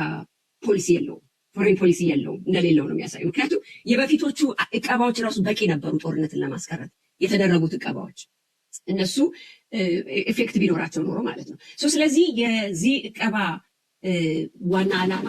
is more በጣም ፐርሰናላይዝድ የሆነ ነው ፐርሰናላይዝድ ሆኖ ነገር ግን ኢምፕሊኬሽኑ ተጽዕኖ ብንተነትነው በምስራቅ በሆርን ኦፍ አፍሪካ ላይ የሚሆን በኢትዮጵያ ላይ በጣም ትልቅ ኢምፕሊኬሽን ያለው ነገር ነው አንድ ሁለት ሶስት ነገሮችን ጊዜ ምን ያክል እንዳለ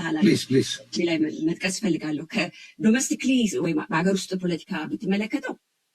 የቲፒኤልኤፍ እና የገዢው ፓርቲ የፕሮስፐሪቲ ፓርቲ እንታይ ትብል ዘላ ኣብዚ መንግስቲ ኣሜሪካ ንቀርኒ ኣፍሪቃ ሓደ ጭቡጥ ዝኾነ ስትራቴጂ ከም ዘይብሉ ዘርኢ ኣሎ ልዕሊ ኩሉ ግን ካብቲ ትብሎ ዘላ ብጉዳይ ናይ ኢትዮጵያ ውሽጣዊ ፀገማቶም ብዙሕ ዘገድሶ ኣይኮነን ዘሎ እቲ ናይ ትረምፕ ሓይሊ ክትብል ትኽእል ኢኻ ዝያዳ ነቲ ዞባ ሰላም ክመፅእ ውግእ ከይመፅእ ይፈርህ ኣሎ እምበር ናይ ኣምሓራ ቃንዛ ብዙሕ ዘገድሶ ኣይኮነን ናብ ኦሮምያ ዝግበር ዘሎ ሕጂ እውን ኣብ ትግራይ ዝግበር ዘሎ ነቲ ኣቢሲ ነቲ ናይ ኣፅዋር ኤምባርጎ ኣልዒልሉ ኣሎ ስለዚ ንሓፈትኩም ተመናጨቱ ጥራይ ነቲ ዞባ ኣይትበትኑለይ ዝመስል እዮም ዝብሉ ዘሎ ዶናልድ ትራምፕ ምሕደራ ናቱ ድማ ትክክለኛ ፖሊሲ የብሉን ኣብዚ ቀርኒ ኣፍሪቃ እያ ትብል ዘላ እንተዝህልዎ ነይሩ ነዚ ሕጂ ዝገብሮ ዘሎ ስጉምታቱ ናይ ምገበረን purely transactional and concession based rather than strategic ፕሪቶሪያ agreement collapse እቲ ብልፅግና እቲ ናይ ውዕል ፕሪቶሪያ ገለ ካብቶም ኣተግበርቱ ክትከውን ዝግባእ ኣሜሪካ ናይ ራ ስለ ዝገደፈቶ ወዲቑ ኣሎ ስለዚ እዚ as a primary catalyst pushing the Ethiopian federal government and the TPLF back to conflict ናብ ኩናት ዝምለሱ ዘሎ ውዕል ፕሪቶሪያ ስለ ዝፈረሰ እዩ ዘፍረሶ ድማ ኣብይ ኣሕመድ እዩ ምክንያቱ ዝዓበየ ስልጣን ዘለዎ ንስ እዩ ከተግብሮ እንተደልዩ እውን ብቐሊሉ ከተግብሮ ዝኽእል ዝነበረ ንስ እዩ ዝኾነ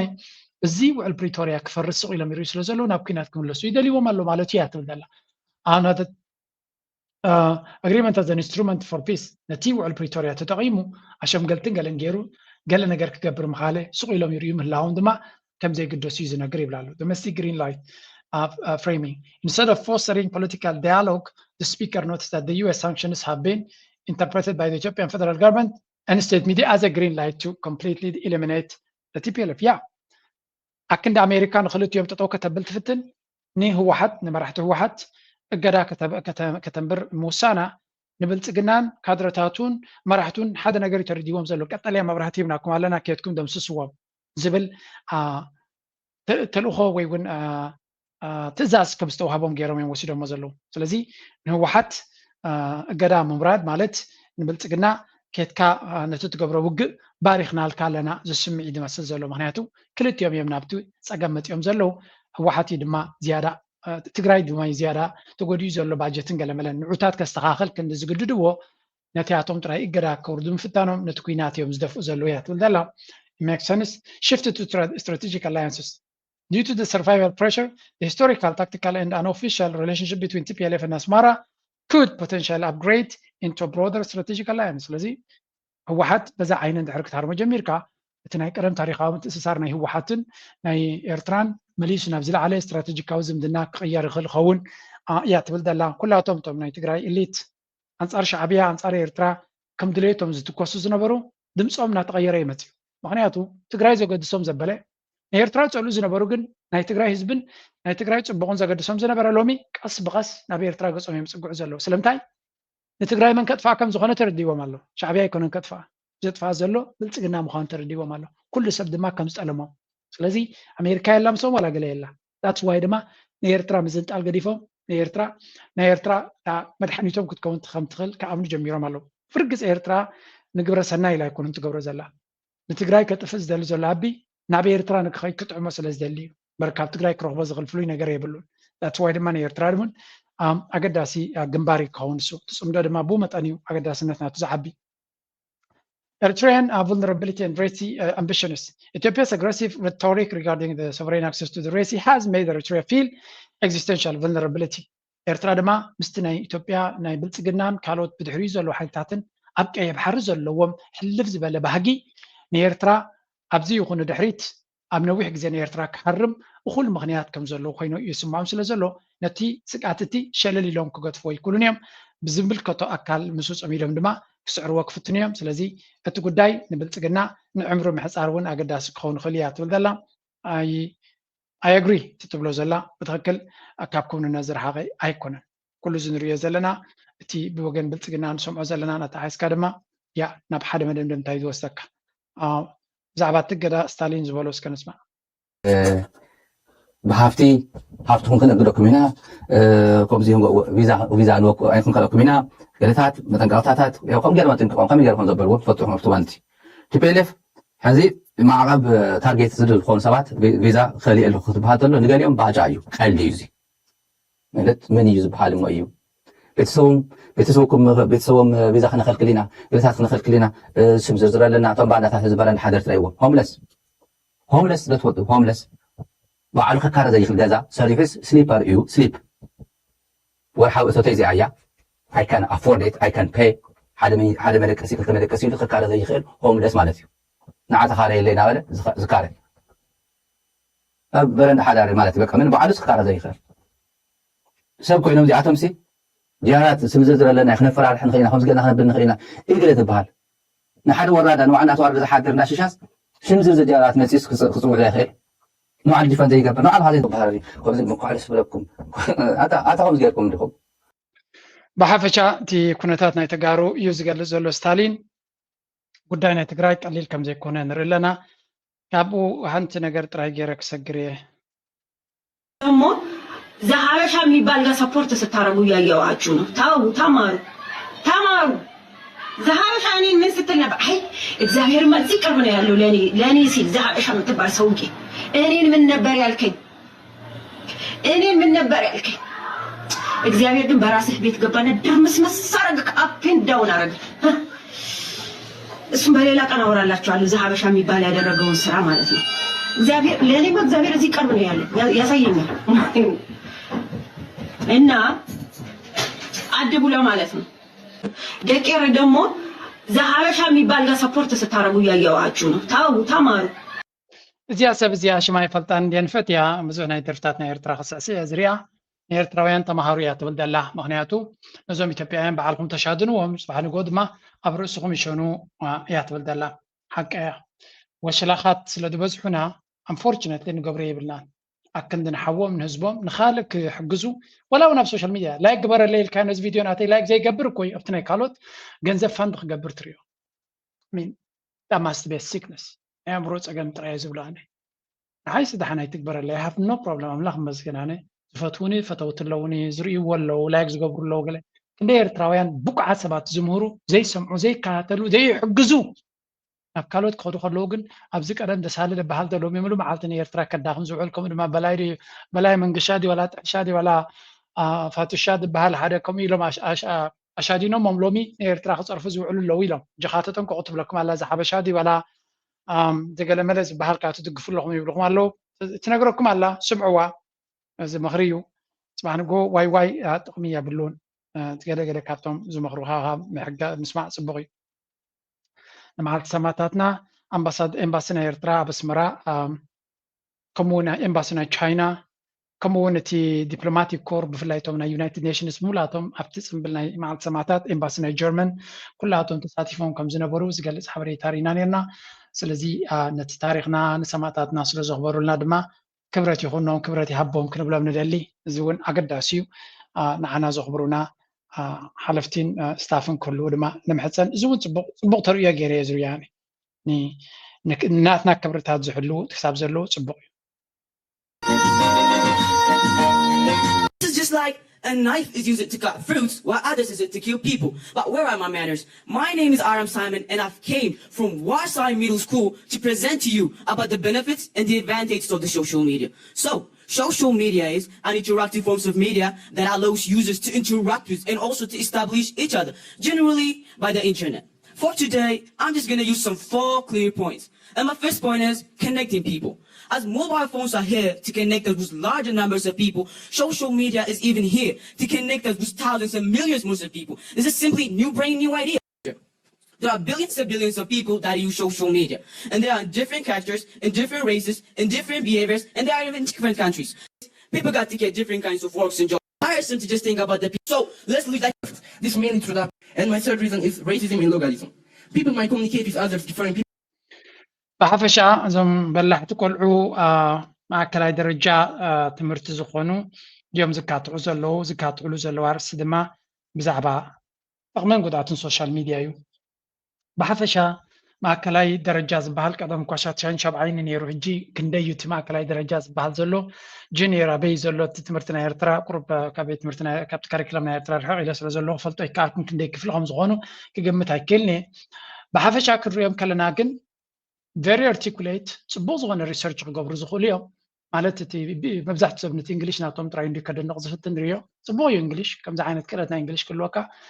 ብሓቂ ትዕድልትን ጽቡቕ ነገርን እዩ ጽቡቕ ነገር ድማ እዩ ዘጉልሕ ልዕሊ ኩሉ ግን እቲ ሓሳባት ሒዝካ ዲቤት ክገብሩ ምኻሎም ወላ ትዛረብሉ ዘሎ ኣርእስቲ እውን ኣዝዮም ኣገደስቲ ኣርእስታት እዮም ብርግፅ ሶሻል ሚድያ ክሰምዕ ከሎ መብዛሕትኡ ሰብ ኣሉታዊ ስእሊ ድመፁ ኣብ ርእሱ መብዛሕትኡ ሰብ ካብቲ ሶሻል ሚድያ መኽሰብ ስለ ዘይብሉ እዩ ኮይኑ ይስምዓኒ ኣነ ግን ሶሻል ሚድያ ኣዝዩ ኣገዳሲ ኮይኑ ይስምዓኒ ጥራይ ሕጊ ክህልዎ ኣለዎ ቁፅፅር ክህልዎ ኣለዎ ሃገር ድማ ናታ ፋየርዎል ክህልዎ ኣለዎ መጀመርያ ሓብሮማ እዞም ደቂ ክብሎም ይደሊ እንታይ እዩ ሕጂ ኣብ ኤርትራ ሓደ ካብቲ ቀንዲ ኣገዳሲ ምንጭ ናይ ቁጠባ ናይ መንእሰያትና እንታይ ትፈልጡ ዶ ዩቱብ ምዃኑ ትፈልጡ ዶ I don't know if you realize this but YouTube ኣዝዩ ኣገዳሲ ምንጭ ቁጠባ ኣብ ኤርትራ ብዝዋን እዚ ዝኩሉ ቪድዮታት ድመፅእ ፊልምታት በሎ ተዋስኦ በሎ ካልእ ስራሓት በሎ ገለ ወላ ብዙሕ ኣታዊታት ይገብር ዘይፈልኮ ስለ ዘይፈልጦ ግን ብዙሓት ሰባት ዕለቶም ንክረኽቡ ከም ዝሕግዞም ዘሎም ክትግንዘቡ ኣለኩም ስለ ሶሻል ሚድያ is a very vibrant ቁጠባ ምንጭ እዩ እዚ ግን እንታይ እዩ ጥንቃቐ የድልዮ ሶሻል ሚድያ ከዕንወካ እውን ይኽእል ሕግን ስርዓትን ተደየታታት ይኻሉ ኣገባብ ባዕልኻ ክትቆፃፀሮ ተዘይክኢልካ ዓብ ሓደጋ እዩ ዘለዎ ስለዚ ሶሻል ሚድያ ብሕማቕ ጥራይ ትረኣይዎ ክብለኩም ይደሊ ኣይኖ ኣብ ኤርትራ ኢንተርነት ብዘይምላው ሶሻል ሚድያ ብዘይምላው ኣፅቢቖም ዝሕጎሱ ሰባት ስርኢ ኣነ why should you be that ሶሻል ሚድያ ጥቕሚ እውን ኣለዎ እዩ ካብ ሶሻል ሚድያ ብዙሕ ረብሓ ክትረክብ ትኽእል ኢኻ ጥራይ እንታይ እዩ ንኣብነት ከምዚ ናይ ዓዲ እንግሊዝ እታታትዎ ዘሎ ትሕቲ እዚ ዕድመ እዚ ክጥቀሙ የብሉን ክትብል ሕጊ ክተታቶ ትኽእል ኢኻ ከምኡ ዓይነት ነገራት ጌርካ ንደቅኻ ነቶም ህፃናት ከይጉዱ ክትጥንቀቐሎም ጥንቃቐ ክትገብረሎም ፅቡቕ እዩ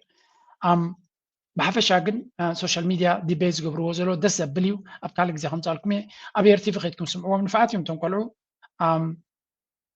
ኣይሆፕ እዚኣቶም ሎሚ ዝምድሩ ዘለዎ ፅባሕ ድማ